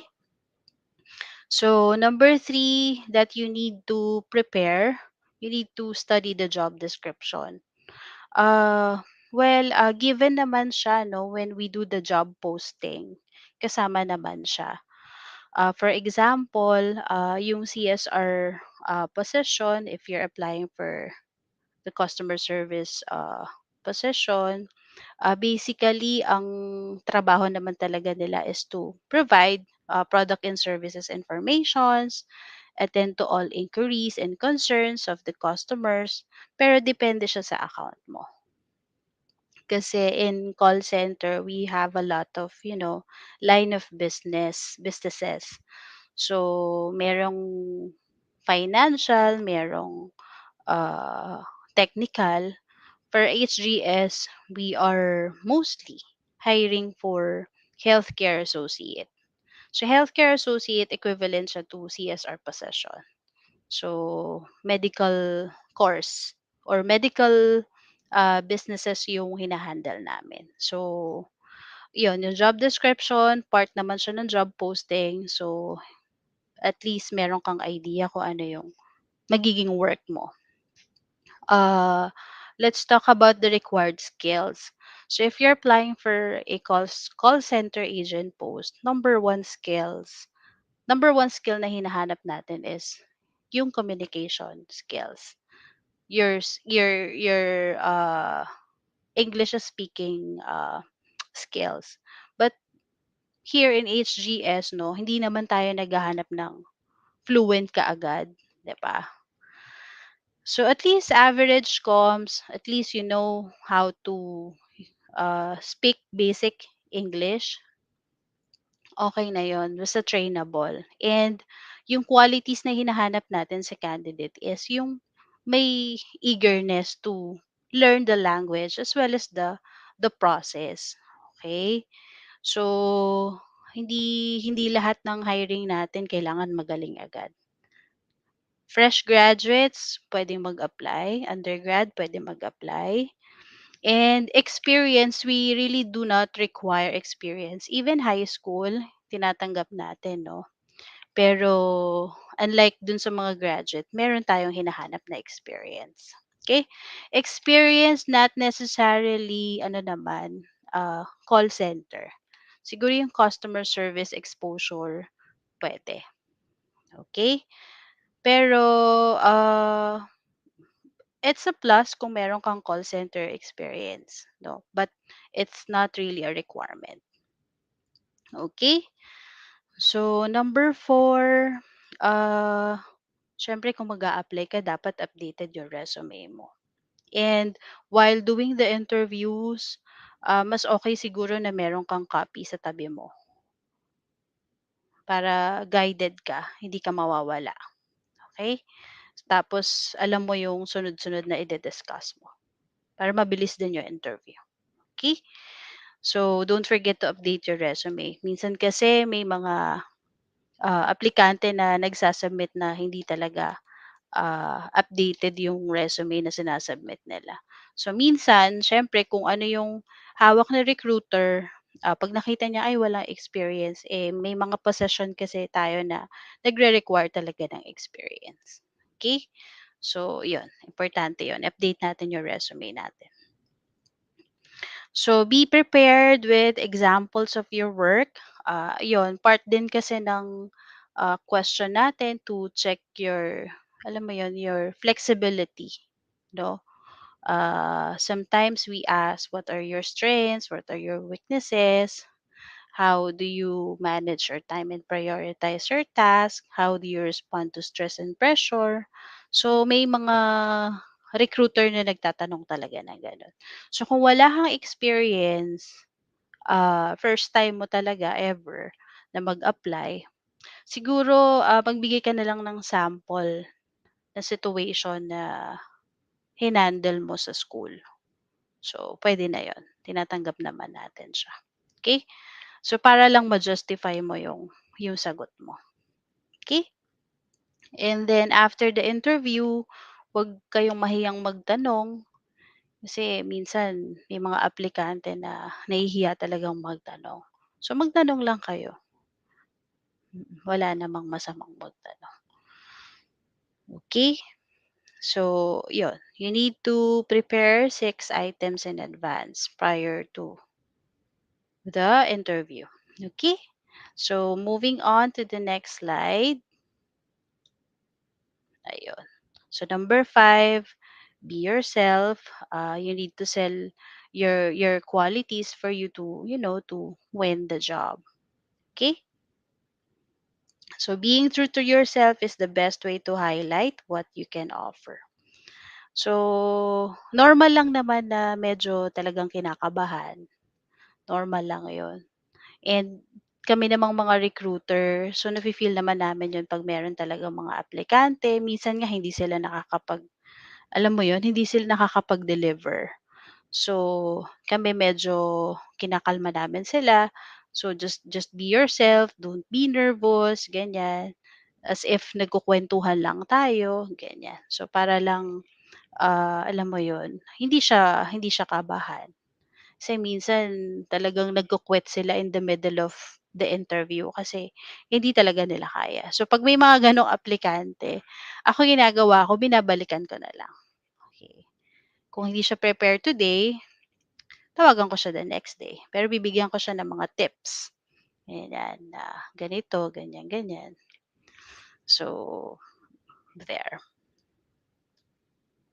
Okay. Ay, we're done na pala. So that's the last interview tips. Be yourself. Be authentic, practice. Hindi naman kailangan i-memorize mo lahat ng details, no? So parang aralin mo siya. Wag mo siyang i-memorize kasi pag minemorize mo siya, makakalimutan mo siya talaga. Okay?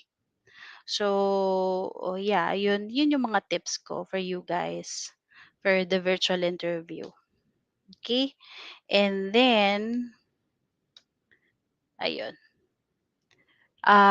Just to discuss the openings we have in HGS Healthcare.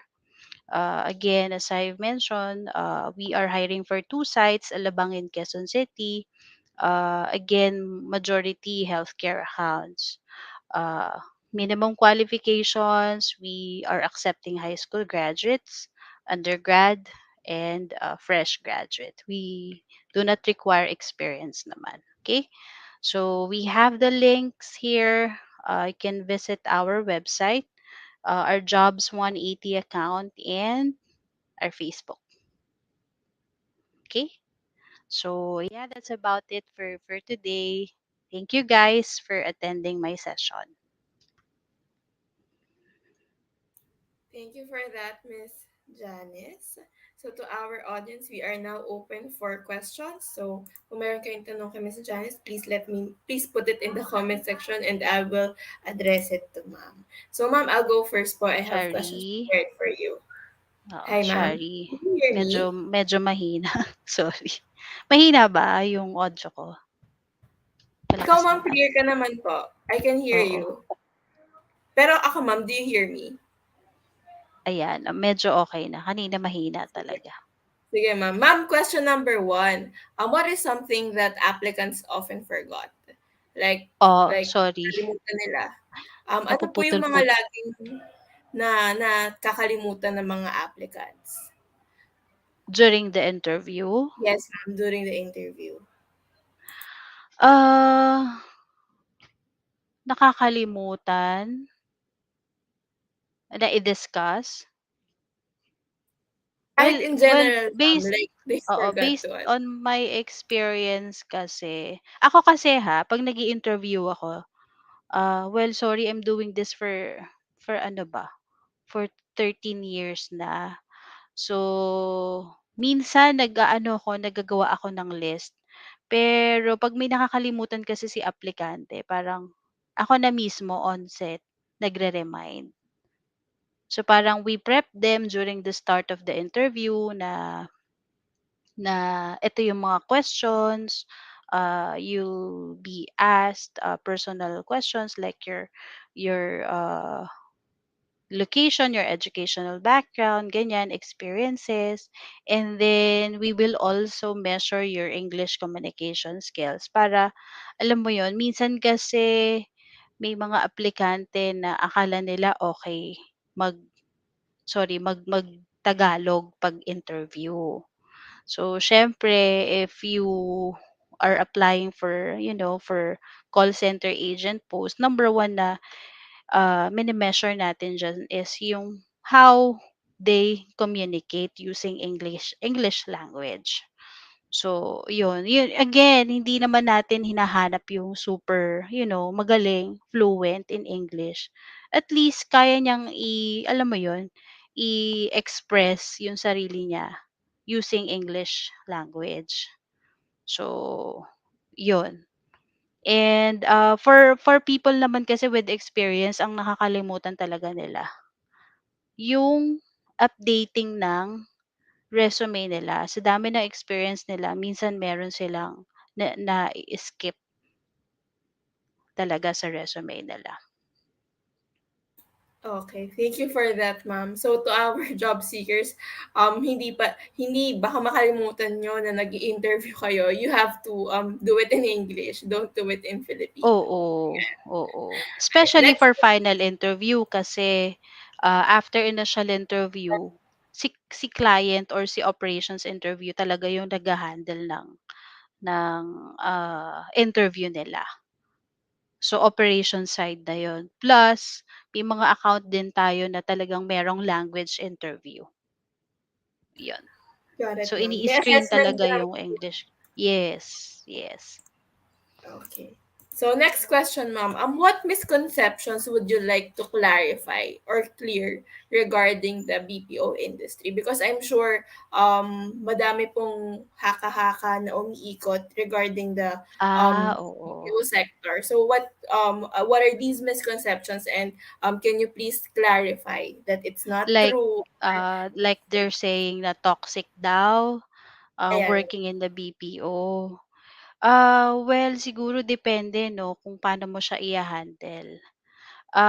May mga account na talagang mahirap, but they do require experience talaga. For example, yung technical account, telco, we really require people with experience kasi mahirap siya talaga. So parang may mga tools talaga na kailangan nilang multiple tools ha. So hindi lang siya isang tools. Kasi for each account meron kayong tools na i-access. Kaya nga meron tayong training eh. So for HGS, more or less 3 months yung training nila. Okay? So yung toxic siguro depende talaga sa tao, no? Kung customer service yung a-applyan mo, purely customer service, medyo madali compared sa technical support, sales, meron din kasing sales, tsaka yung financial account, 'yan.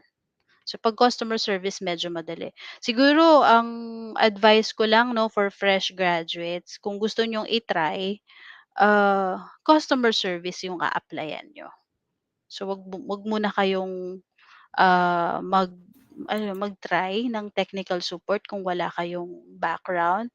Financial puwede pa, pero depende sa account. Basta kasi yung financial, CSR/sales siya. So, may konting sales. Pero kung feeling mo naman, medyo advance yung tech tech, skills mo or talent mo, puwede kang mag-try ng technical support. Depende, nasa tao talaga siya. Pero kung hindi ka sure, try mo muna CSR position. Kasi yung iba gano'n, eh, may mga friends ako nag-start sila as local CSR and may mga aplikante din akong gano'n. So, nag-start sila as local CSR, parang nag-stay sila for 3 years, so medyo alam na nila yung process ng call center and then nag-try naman sila mag-international account. So, at least konting na lang siya, alam mo yun, adjustment, 'di ba? Ayan. Thank you for that, ma'am. So Mm-mm, to eh. our audience, make sure na kayo na wala kayong tanong. Ma'am, last na lang po siguro about internal vacancies. About Positions hiring for vacancies, ma'am, openings. openings in HGS. Yes, ma'am. Okay. For HGS, we have three sites pala, no? So we have a provincial site in Iloilo, two Metro Manila, Alabang, and Quezon City. If you're coming from the south, the nearest site is Alabang. Okay? Yung mga taga Las Piñas, Alabang, Bikutan, or basta malapit sa Alabang.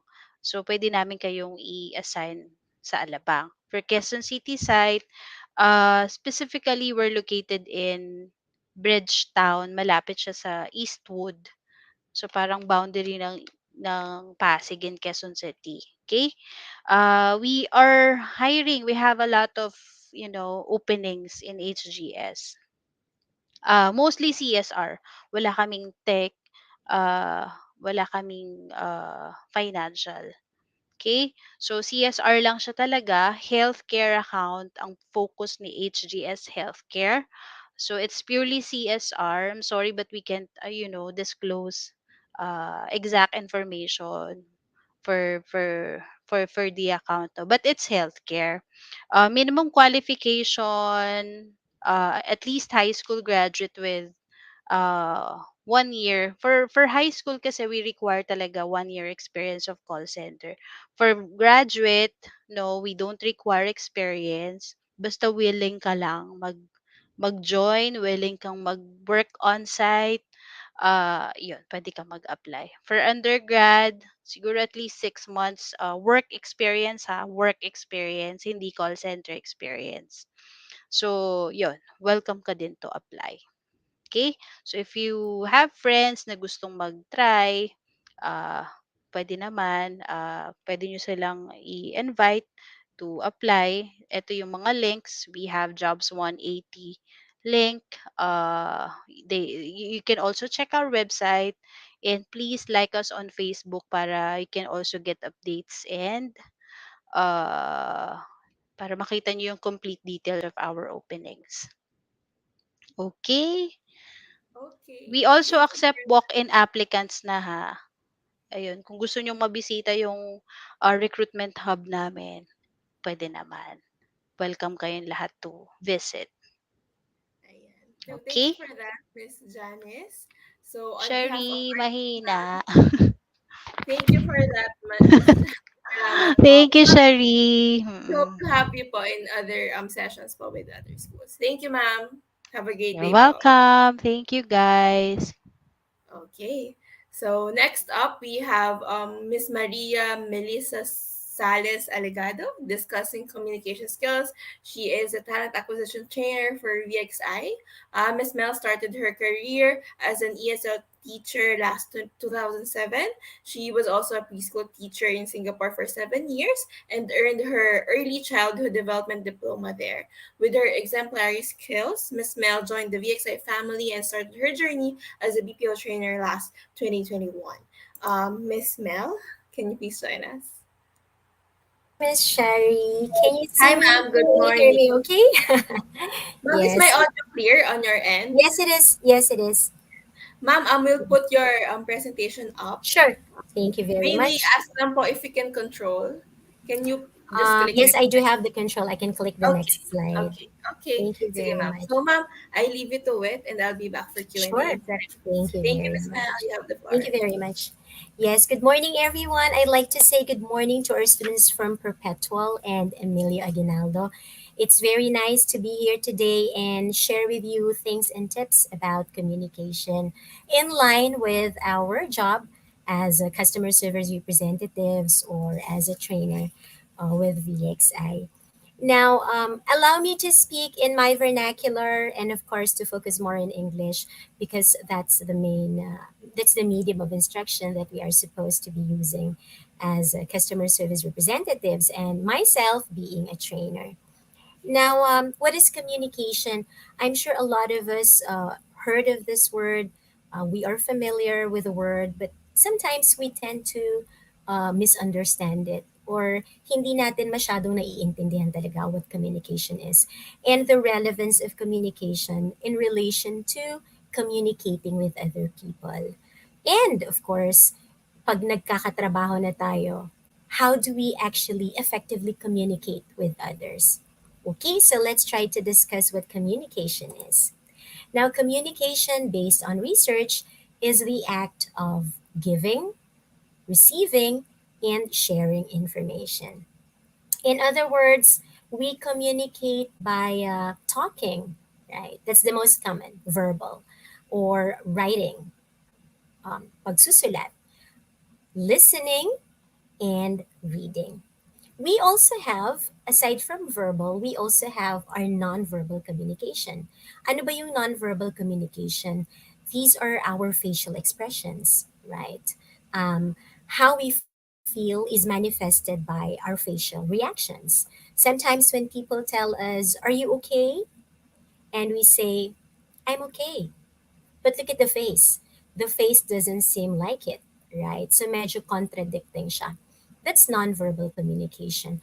Or when we slouch, or when we fold our arms when we are being interviewed for jobs, that may also denote a different type of interpretation towards the interviewer, right? Minsan kasi, when we fold our hands pag in-interview tayo, we look quite standoffish, right? Medyo rude, sabi nga nila. So, there are certain stance or movements sa body natin that would also determine our emotions, the message that we are trying to convey through communication. Now, reading is also a communication. Now, sabi nila, good communicators listen carefully, speak or write clearly, and respect different opinions. So, very common problem, miscommunication. That's why sometimes chat messages, text messages cause a lot of misunderstanding because of how we deliver our message. Yung mga simple exclamation points natin, right? If it's an exclamation point, parang we appear as if we are angry or are we in panic or things like that. So everything, guys, have a lot to do with communication. Now, sabi nila, based on research, there are 7 C's to effective communication. And it's very important that we understand in relation to our job. For example, where I am currently connected, VXI, it's a BPO industry. How imperative, how significant is communication here? Of course, we all know that when we work as customer service representatives, we will only be taking or receiving calls. Okay, our customers won't see us, our clients, they won't see us. Now, our communication is very much significant at paano nila mararamdaman that we are communicating our ideas very well. It's how we speak. Okay, the tone of our voice is very important. Our intonation is very important. How we deliver ourselves, our pacing is also very important. So all these things, because our customers, our clients don't get to see us, naririnig nila and nalalaman nila yung emotions natin. Now, maybe our next question is, can we fake our emotions? Well, it happens, guys, because we are working, right? And when we're at work, especially as a customer service representative or call center agents, we need to master compartmentalizing our emotions. Anong ibig sabihin natin doon when we say compartmentalize? Well, when we wake up at the wrong side of the bed in the morning, hindi naman natin pwedeng sabihin, I'm feeling bad today. And we cannot carry it over sa work. So, pag nasa work tayo, we are a different person.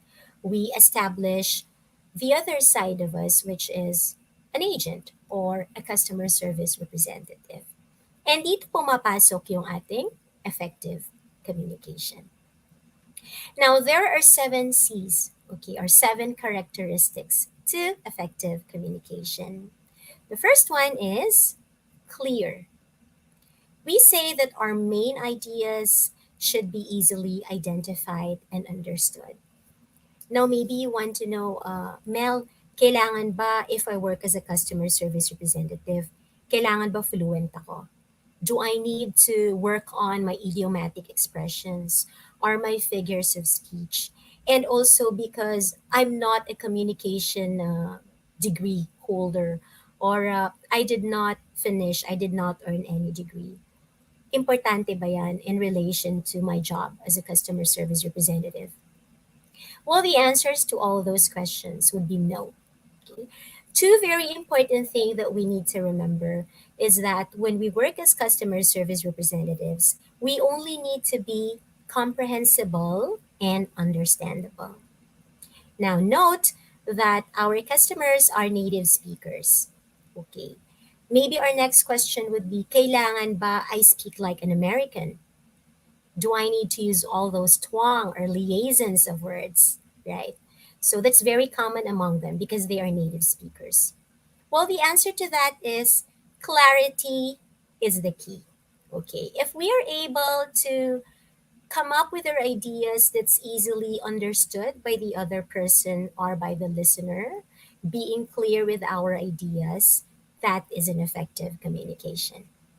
Okay? So kailangan lang we do not beat around the bush. We stick to the point. We hit the nail right away. Kasi our customers, when they call us, they need something. Okay? They want their queries answered. So that's what we're trying to drive at, to focus on what they need and to focus on what they want. Number two, we have to be concise. So I'll piggyback on what I mentioned in relation to number one. We have to get to the point without unnecessary words or images. American culture, they like to have small talks. That's really fine. You know, sometimes when they call, they would give you a preview as to why they're calling. They're checking maybe on their credit card bills, for instance, and they would like to know why there's an overcharge with a bill. They're checking on it because they want to be able to make sure that the budget is within their limit, and so on and so forth. Now, given that question, we have to make sure that we provide an exact answer. Okay, so if the question is about credit card, if the question is about a phone plan, then we have to provide it as it is. If they give us small talk, say, bibigyan nila tayo ng idea about what they want, that's fine. We can piggyback on that. We can engage them. But our main purpose still is to be able to provide quality service, good customer service to our clients or customers. Next one, concrete. We need to also include specific examples and explanation. Interviews, for example, as mentioned by Miss Janice earlier, I'd like to piggyback on that too. Depends on the questions being asked from you. You may provide examples to support your answer, but that would be dependent on the question, of course. Now, be very specific with the answers that you provide. Our answers should always be relevant to the question. Okay? We want to keep the principle or the KISS method. We want to keep it short and sweet. We want to keep it short and simple. Okay. Now, kailangan ba kung ano lang yung tanong, yun lang yung sagot? You can expound further. And that's why we say we can provide specific examples or explanations related to the question. Number four, we have to be correct. Okay. Information, word choice, and grammar. Now, this is a very common issue among us Filipinos because, first of all, we are not native speakers. So, medyo magkakaroon tayo ng challenges. Problema ko talaga yung grammar eh. Problem ko talaga yung vocabulary or my lexical range. I feel that it's too limited. Is that a problem? It's not a problem. For as long as you know how to utilize your words according to the idea that you wish to convey to the listener. So, importante din yon. Now, as a customer service representative, as a trainer training trainees in VXI would always encourage my trainees to study, educate themselves, learn. I think these are very important things. We all are work in progress. We need to study continuously. I study. There are words that I do not know, and when I don't know them, I look it up in Google. Or I check the dictionary. Back it. Because I'm educating myself still. Education doesn't really require a certain age. Okay, we can be as old as 70 and we are learning new words and expressions. Now, that said, if we are working with the BPO industry, mas mahalaga that we have a very wide lexical range. We know a lot of words. Idiomatic expressions are also very helpful. Why is that? Because our native speakers, our customers, our clients, they're very big on that. It's a very natural way of expressing themselves using idiomatic expressions or phrasal verbs, for instance. So, importante yung word choice natin is relevant to what we are trying to say. Right. Number five, we need to be coherent. Why do we need to be coherent? Dahil our information should also be presented in logical order. So, if you're being asked, for example, in line with interview, you're applying as a customer service representative, and you're being asked to share something about your happiest experience. In that case, you need to make sure that you provide the information in detail. Kailangan ba logical? Kailangan ba chronological? I would really try and encourage you to be very clear in providing your answers. Step by step, if I may say it. We may also want to use the WH answer pattern. What do we have in the WH answer pattern? We have the why, who, what, when, where, plus the H answer pattern, which is the how. So it's up to you. How would you like to arrange your story or your narrative in a logical order? We call that our coherence. Number six, our information has to be complete. If it's an interview with the recruiter or the hiring manager, we should be able to provide enough information so that the interviewer understands you very clearly. We would like to avoid interviewers digging for more answers. Very common scenario: how are you feeling today? Or how are you today? Favorite answers of the interviewees: I'm fine, thank you. I'm feeling good, thank you. Right? It's so coined, it's so in the box, and it's so generic. So, how about try another way of communicating? Make it more exciting. The interviewer is asking you how your day went or how you're feeling on that very special day. Talk about your feelings.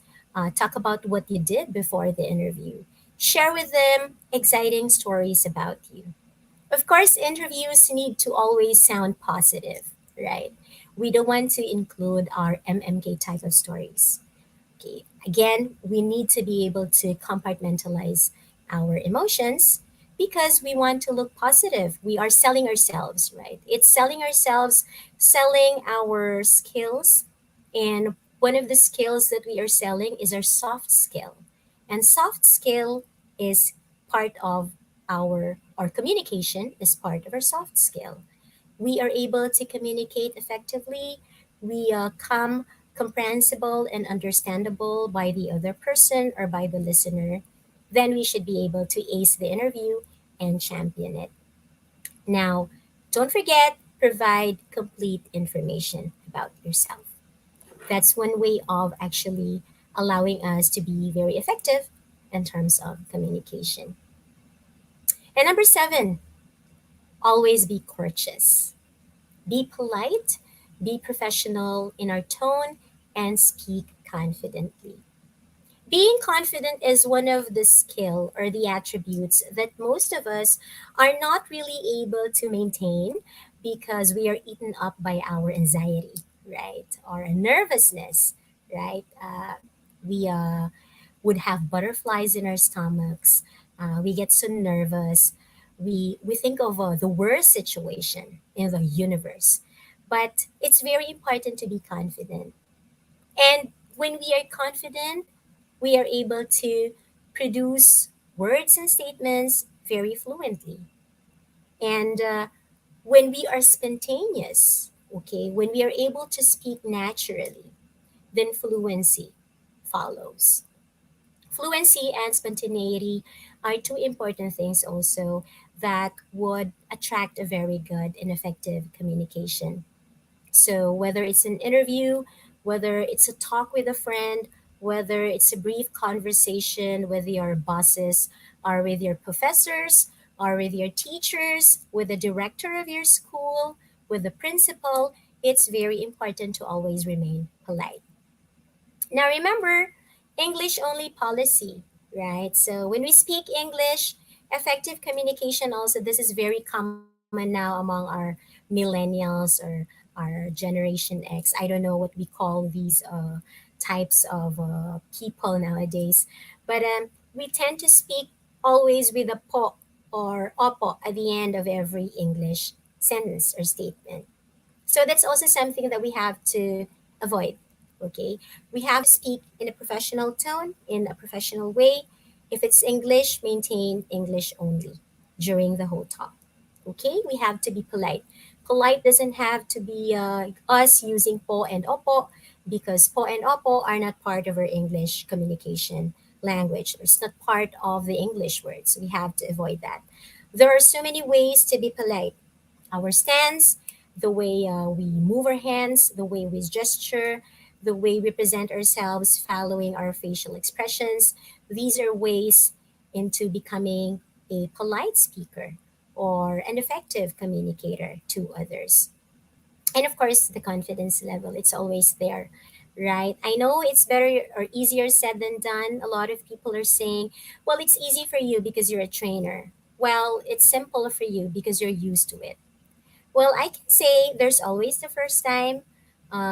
I think we are all learning here, and the only way for us to be able to become good at it is when we start practicing and challenging ourselves that we can do it. So, there, guys, are the 7 characteristics to effective communication. It's really very simple. I know you guys know everything about it. Uh, we learn from our mistakes, so it's okay to make mistakes. And moving forward, if you have any intentions or plans of applying, and I'm sure it's going to happen anytime soon, always remember confidence level should always be there. Okay, do not look down upon yourselves.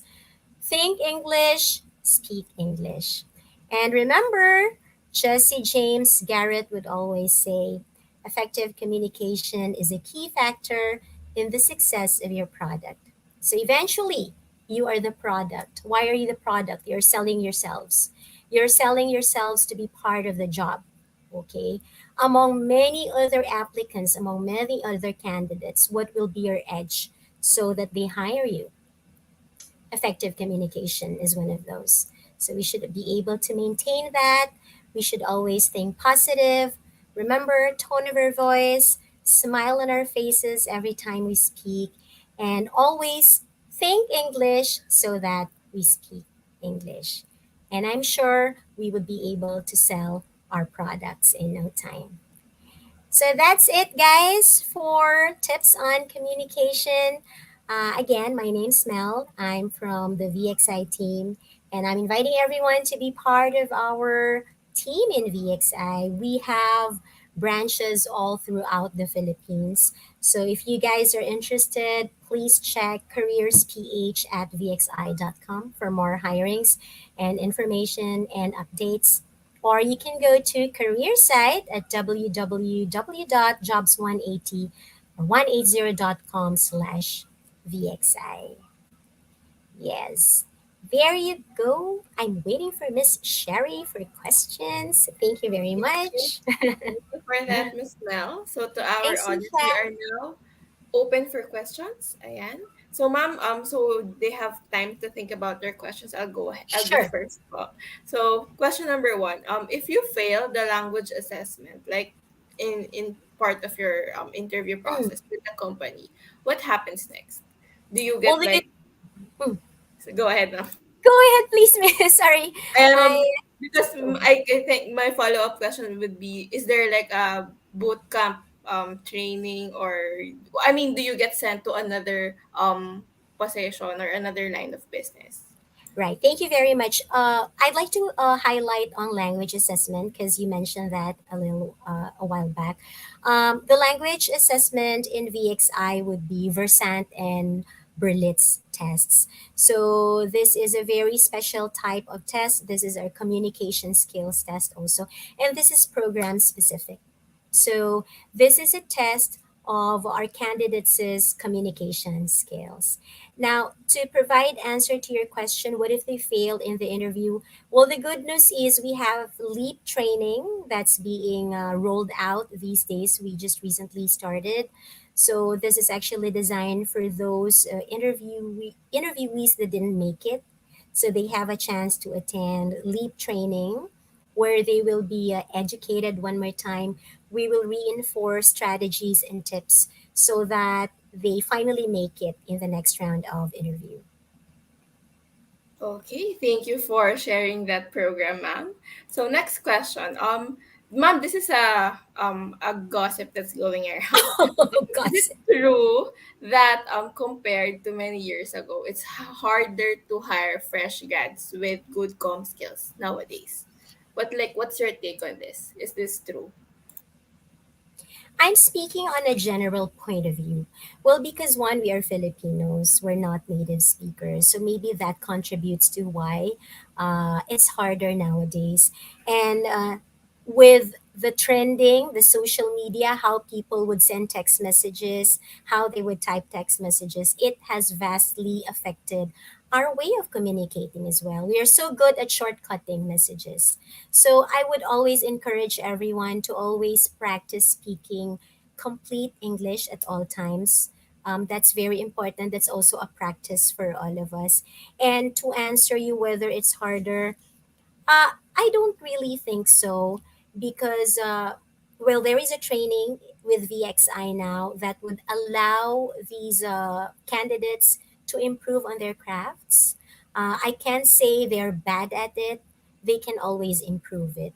And it's a work in progress. So if they're dedicated to learning and committing time to attending trainings, I'm sure they can make it. Okay, thank you for that, ma'am. Next question, ma'am. This has nothing to do with the com skills po, but we just want to ask your thoughts po. On your end, like trainers, customer service representatives, how Yes. do they balance like mental and physical, emotional well-being po? Like while on the floor in the production floor, or when they're doing their job. I'd like to believe, Miss Shari, that there is not ever one job that's very relaxing or free of stress.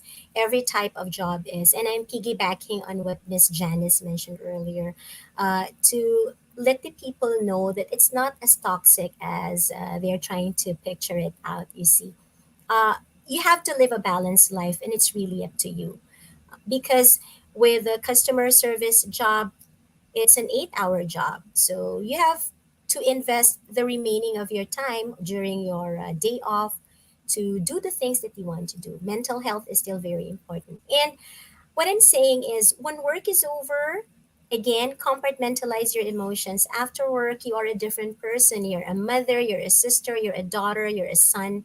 You have to make time for yourself and remember that it's just a job.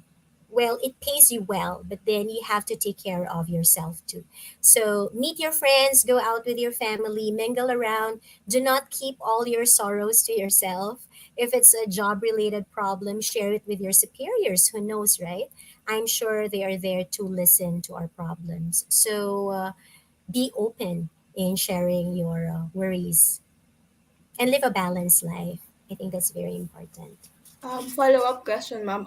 Does the company have does the VXI has initiatives regarding mental and emotional support, yung mga ganun, ma'am? Well, one thing, there are team building activities. That's the good thing about VXI. They facilitate programs.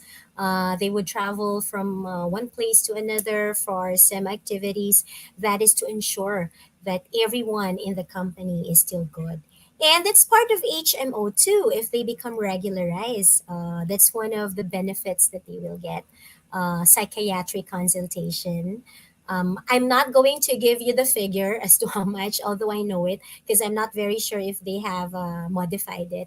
But there is also, so we're free to visit the doctors in case we're suffering from, and we feel that the stress is getting in the way, it's eating us up already, we're consumed by it. We can always check with our doctors in psychiatry. Thank you. Thank you for sharing, Miss Mel. So, to our Thank you. audience, are you sure you have no more questions? You better Ayan. be sure, guys. um, again, openings and vacancies for VXI, it's available on the link scrolling below. It's Yes. jobsmania.com/VXI. Miss Bell, on behalf of Emilio Aguinaldo College and Perpetual Manila, we Yes. thank you, ma'am, for joining us today, and we hope we can invite you for future sessions po with other universities naman. Anytime, Miss. Thank you for the invite and good Thank luck to you. the students of Emilio and Perpetual. Thank you for your time. Thank you, Miss Mel. Thank Okay. you. So appreciate the time, ma'am, no? So to our audience, we have one more topic left. So we have Miss Kathy Claire Velasquez, recruitment supervisor for CDO Foodsphere, discussing alternative work options. Miss Kathy is a graduate of BA Behavioral Sciences from UP Manila. She's been with the CDO Foodsphere for almost 4 years now, and currently she is a supervisor in HR recruitment. Miss Casey, can we have you on our... Hi, ma'am. Good morning. Ayan. Hi again, Ma'am, Miss can we test Shari. your screen share? Sure po. Baka i-off ko din lang yung aking camera Okay, in a ma'am. No minute. problem. Yes, yes, yes. Sige, sige. It's okay. Ayan. So, ma'am, while you're sharing your screen, I'll wait for it to be up on my end po, and then we'll put it up. So, today we are joined by Emilio Aguinaldo College and Perpetual Manila with varying courses. Ma'am, your presentation is up. Ready na kayo, ma'am? Yes, Miss Shari, right po. Let me know, Ma'am, Miss Shari, in between yeah. if I'm cutting. Yes, ma'am. I Alright po. can interrupt po. Okay, sige Okay, po. thank Thank you you. po. So, good morning, students from EAC. Did I pronounce that correctly? EAC, Emilio Aguinaldo College and University of Perpetual Health System. And again, I'm Kathy Claire Velasquez, but you may call me Miss Casey, and I'm the recruitment supervisor now in CDO Foodsphere. So, for today's session, the topic given to me will be discussing about alternative work options. So, when I received the title, no, parang I interpreted it in this way. So we'll be talking about what is it. This would be more of focusing on opportunities flexible regardless of the course or jobs available unrelated to your degree, and also a side hustle that you want to explore after graduating. Okay. Next, is your course your dream course, or was that really your first choice in the first place? No, for some, degrees they pursued is not really what they wanted.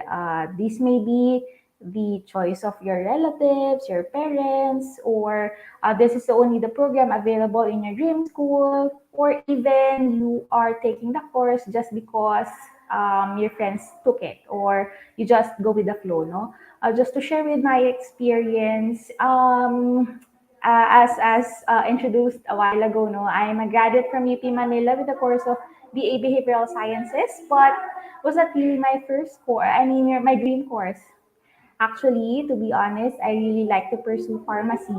No, medyo malayo. But at the end of the day, parang I would settle to psychology.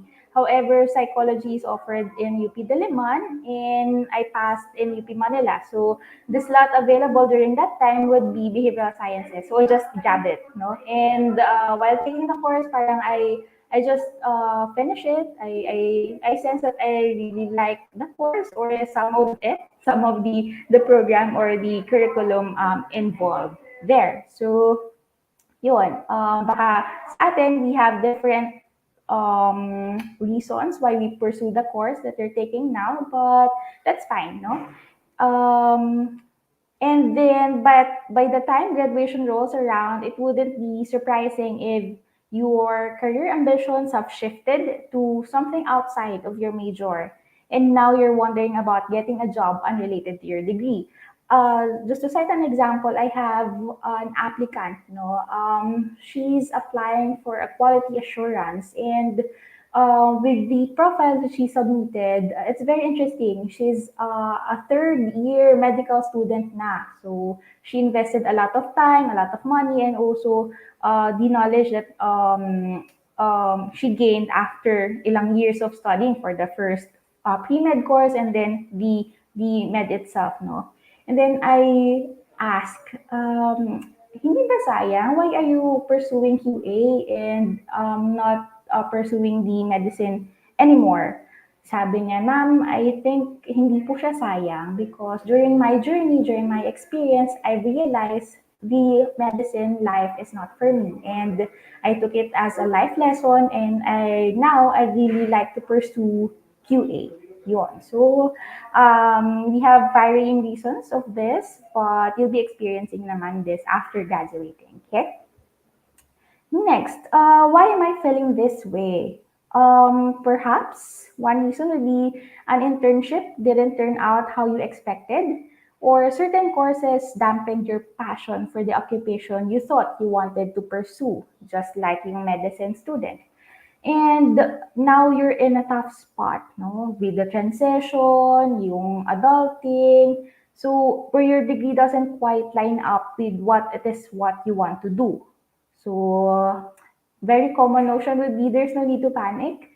A lot of students switch career direction, but furthermore, I'd like to highlight employers aren't as hung up on your major as you might think. A degree is not, in something is better than no degree at all. So tapusin nyo pa rin kahit na it's just parang your pre-med, pre-law, or gusto nyo lang makatapos ng any 4-year course. Next is we'll be discussing now with the opportunities flexible regardless of the course, no? So I'll be talking in general, but some of it would be specific in CDO Foodsphere. So number one, unang-una would be the sales position. So this is the top-ranked, very flexible job in CDO, and I'm assuming to other manufacturing companies or industries as well. So sales possession specific titles would be distributor or key account specialist. Actually, this is also open for fresh grads, no, with a very assertive and good communication skills. Next is customer service or customer care, and some would be cashiers and merchandisers if applicable. Next would be, we also have openings for marketing or advertising positions that are open for any courses. Number one would be social media manager, production staff, or even a project manager, production manager. Third, followed by admin roles. So this is more of clerical jobs. This is good for entry level. So upon graduating, if you'd like to just explore other industries and you'd like to start from the entry level positions. So admin roles would be consist of executive assistants or secretary and coders or off staff then. And next is supply chain roles. This would involve more of inventory assistant, purchasing coordinating, logistics coordination, and also documentation staff. And then the rest po, no? So number 5, hospitality roles. This is for some. I'm not saying this is applicable to a specific, like your targeted hotels. Baka yung iba, they would like to hire someone that's in line with their course or merong technical experiences lang, ganyan. So this is more of a general approach, no? Hospitality roles, some would be, might be hired as an event planner or coordinator, a hotel staff, or even a receptionist. And with the trend nowadays, during the pandemic, this is the freelance jobs. So, yung photographer, vlogging or blogging, writer, makeup artists, driver, graphic designers. That's just are some of the parang top rank no freelance jobs nowadays. And for the online jobs, with the current work from home setups, no, nagkaroon tayo ng avenue to apply for other positions that are offered online. So some may pursue virtual assistant, tutoring or online teacher, transcriptionist or translator, or even involved in research po. Number 8, if after graduating you're not seeing that you'd be hired or you'll be settling in an office setting, then you may pursue your own or creating your own business. Followed by 9, so this one, it's another job or I mean a role that are parang not very focusing on what specific course that you pursued, but this is they're open to accept any courses, but you'll be willing to undergo their training. So for example, yung mga flight attendant, chef, firefighter, or even safety officers po natin. Okay? Now, I'd like to share naman steps to getting a job unrelated to your degree, or even as mentioned a while ago during the start, this would also parang a presentation that you'd like to explore after graduating. Number 1 is identify possible career choices. So, you know what you don't want to do, no? Very common. Alam mong ayaw na ayaw mo to, pero ano bang gusto mo, no? You establish what you don't want to do before diving into your job search. You need to determine what is you do want to do, no? A good place to identify what industries are hiring and what skills are in demand as of the moment, and see what's out there that interests you. For example, you'd like to pursue your passion in graphic design, your creation of art, or even photo editing, mga ganyan, no? So you create your list, or even sort what type of industries you'd like to pursue, and then you'll arrive to one or two options at the end of the day. Number 2 is figure out if you're qualified. Syempre, hindi naman lahat. For example, we're open to hiring fresh grads, pero merong specific skills that are required. Possible scenario would be a great knowledge or a proficiency in Microsoft Office tools, especially Excel. So in your own, parang you know yourself that you are not really that good in Excel. So before applying, I would suggest syempre equip yourself with the technicalities of the role that you'd like to pursue. No? Assess whether you meet the basic requirements to get hired in that industry, specific industry. Third is build your network. Although you don't have a degree in the field you're pursuing, you don't have to build a network from scratch. Basically, you could start on tapping your alumni or school's alumni record, no, or even your friends, no, that already graduated. You may just conduct a semi-formal or conversational interview somewhat. No, it's more of data gathering. How is it working in an advertising company or industry? How is it in a manufacturing industry?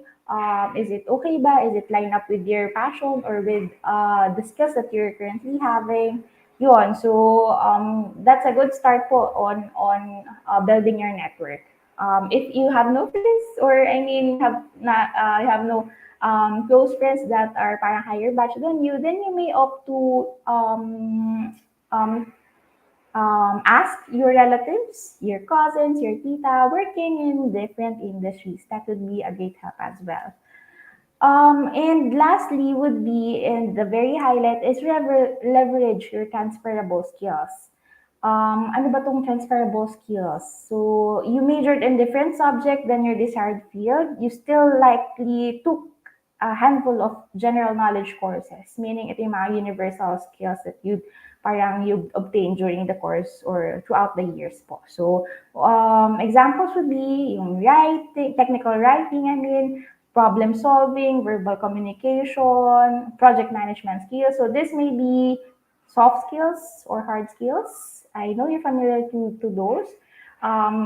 Much better if you'd be focusing on the technical side, no? If you'd like to pursue a different career field, like kung sakali, I like to behavioral sciences ako, but I'd like to pursue nursing. Pwede ba akong mag-tuloy to nursing? Eh, wala naman akong idea of any about nursing or any about patients' welfare. No, so you'll be taking courses, technical courses about this. Okay. Now, I'd like to leave you a quote for a day. This is, yeah, the expert in anything was once a beginner, meaning it is okay if we'll start again from scratch, no? Hindi ko talaga gusto, for example, yung course ko, yung psych, accounting, marketing, and so on. But kahit malayo on your major and theoretical knowledge, nakasanayan na, more important is the gained experience, no? I'd like for you to remember the medical applicant that I have, the medicine applicant that I have, no? She took the experience quite positive. Ma'am, sorry to correct you, hindi po siya sayang. It's a learned experience and for me, advantage siya on my part because I learned that I'm not for it. Okay? And more important is the gained experience, no? Highlight natin siya. Another quote is, let's not confuse education to intelligence. Some may be a PhD or a doctorate on this certain aspect of life or certain aspect of a subject matter, but at the end of the day, hindi niya alam yung ibang sides. Hindi siya marunong mag-mekaniko. Hindi siya marunong mag-graphic editing or photo editing, no? So, we're all experts in our own fields, no? So, yeah, just always remember that. But, I'd like to also take this opportunity to introduce our company to you. So, just a quick trivia, what is CDO? I mean, ano ba ang ibig sabihin ng CDO? It's Corazon Dairoong. It stands for the name of our founder. And then just a few details about the CDO, no?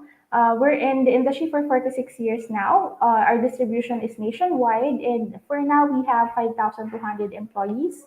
We're ISO certified, and we have 20 plus brands as of the moment. And then for our values and for vision and mission statement, we champion meal times and unite families through food that calls them home.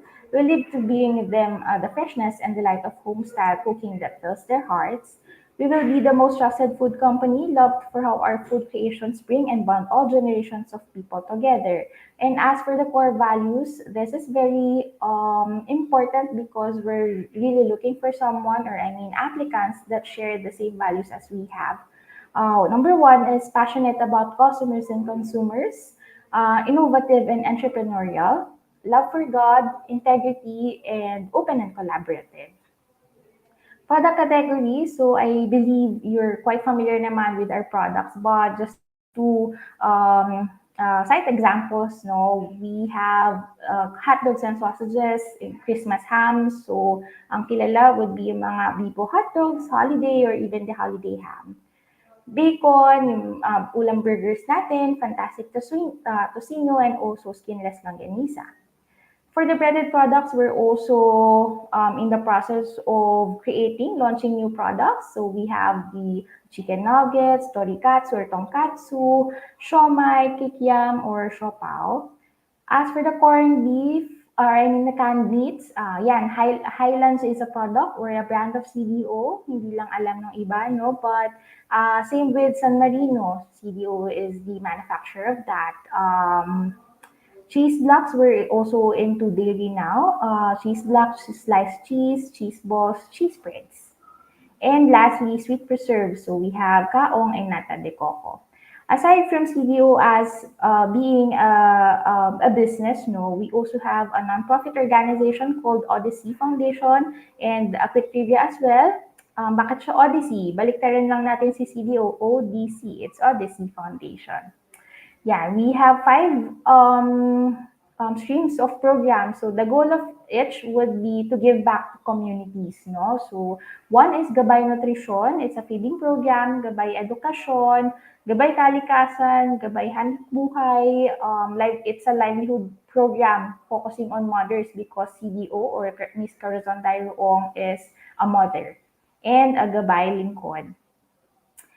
Yeah, ma'am. So before ending this, I'd like to share what specific openings that we are hiring now in Valenzuela plant and in Batangas plant. So quickly lang students, no, we have openings for registered chemists, junior quality assurance officers, accounting staff, corporate auditors, for sales possessions, that's distributor and key accounts, assistant brand managers, telemarketers, cashiers, and encoders. For Batangas, more of a logistics, a chemist, QA, and accounting staff as well. Right? So thank you for listening, and I'd like to invite everyone that would be interested to apply in CDO to submit your resume link, your application through jobs180.com/CDO form. Okay? Thank you, Miss Shari. Thank you for that, Miss Casey. So to our audience, we are now open for questions. Ma'am, I'll go first. Sure Uh, po. Ma'am, what is your take on the hustle culture? Like people are glamorizing no time for rest, toxic work culture. Anong masasabi niyo dito, ma'am? Is this healthy in the long run? Syempre, it's not healthy when we coin the term toxic. It starts the negativity, no? So, your question is, what's my take on if it's healthy? Hustle culture. Hustle Hustle. culture. All right po.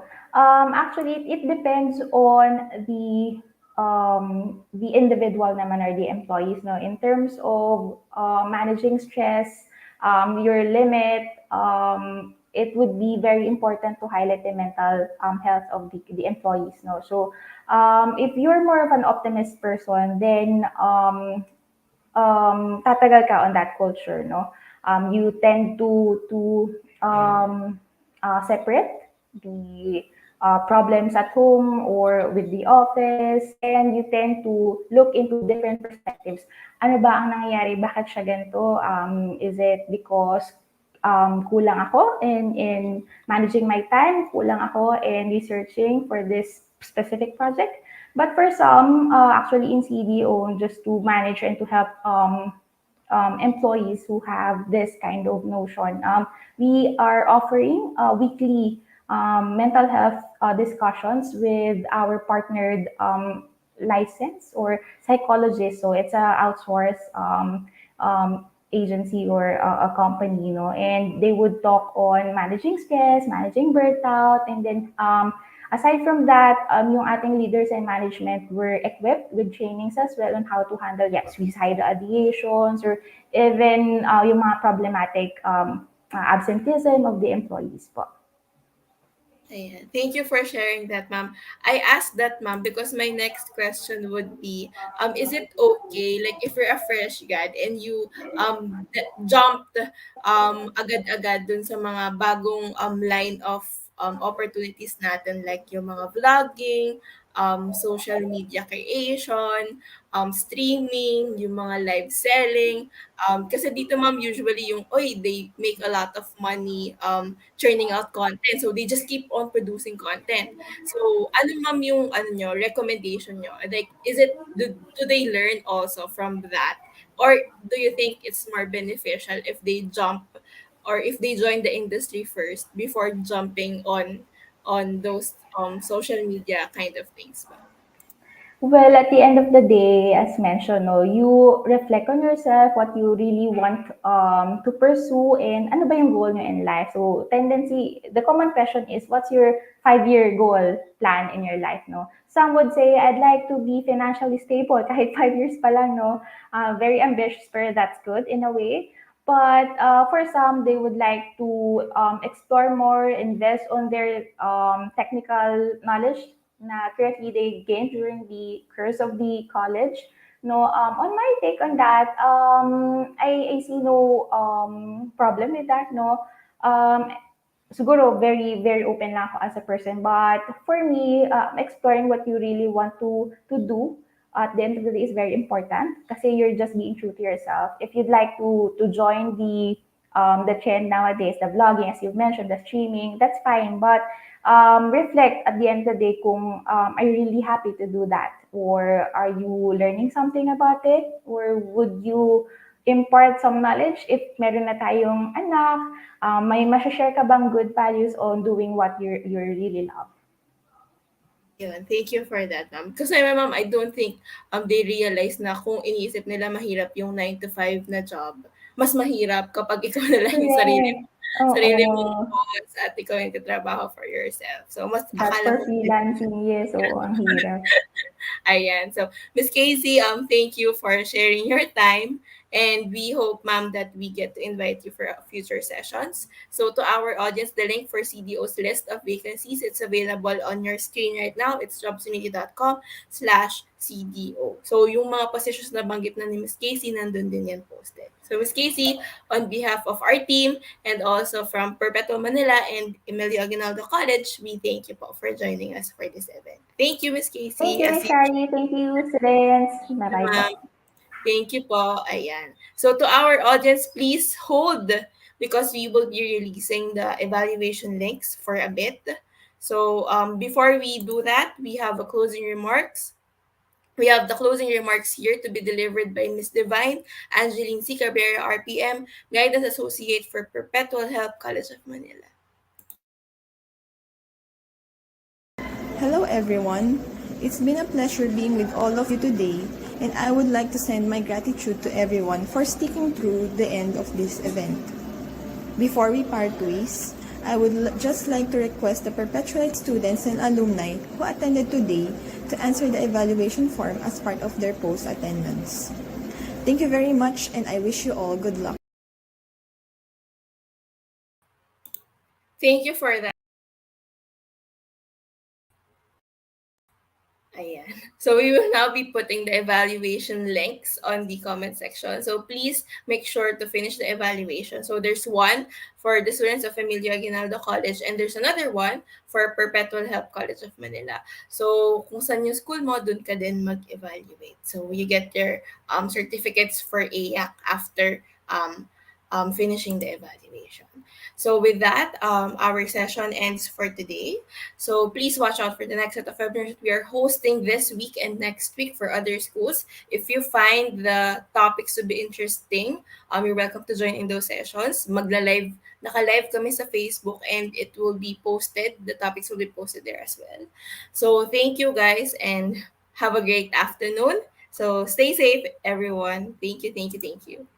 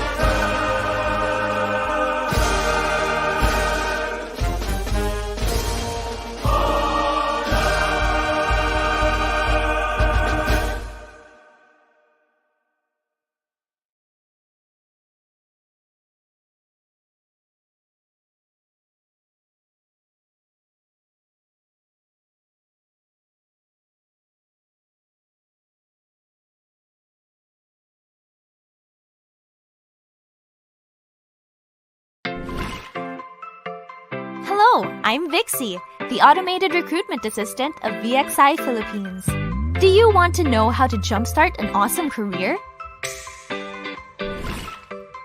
Join VXI and be part of the International ICT Award 2019's Best Employer of the Year finalist, Best Company of the Year, Best Contact Center, Most Innovative Company of the Year for 2 years, Hall of Fame for Best Contact Center and BPO Company of the Year for 2017, 2018, and 2019.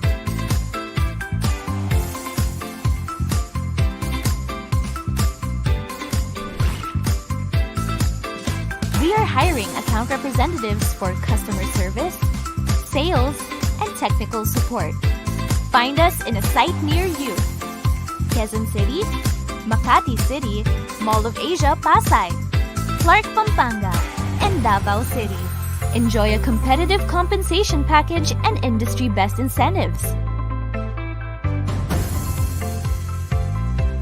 Apply via Facebook Messenger at VXIPH. Email us at careersph@vxi.com. Text your full name, location, and preferred interview schedule to 0917-777-5555 for Luzon and 0965-932-9745 or 0961-757-8361 for Davao. We can't wait to have you on the team soon. Apply now!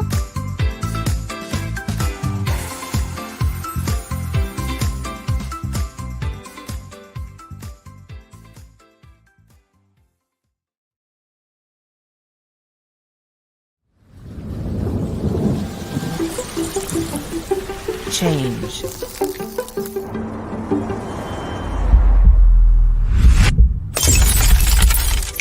It happens when you least expect it, but also when you embrace it.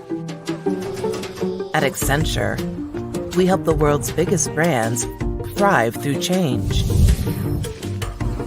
Our people combine technology and creativity, expertise and experience, learning and collaboration, passion and purpose to make a difference for our clients, their customers, our company, and our communities. Behind every great change is a great human. Bring your skills, your curiosity, and your true self to your work every day. Let's do incredible things.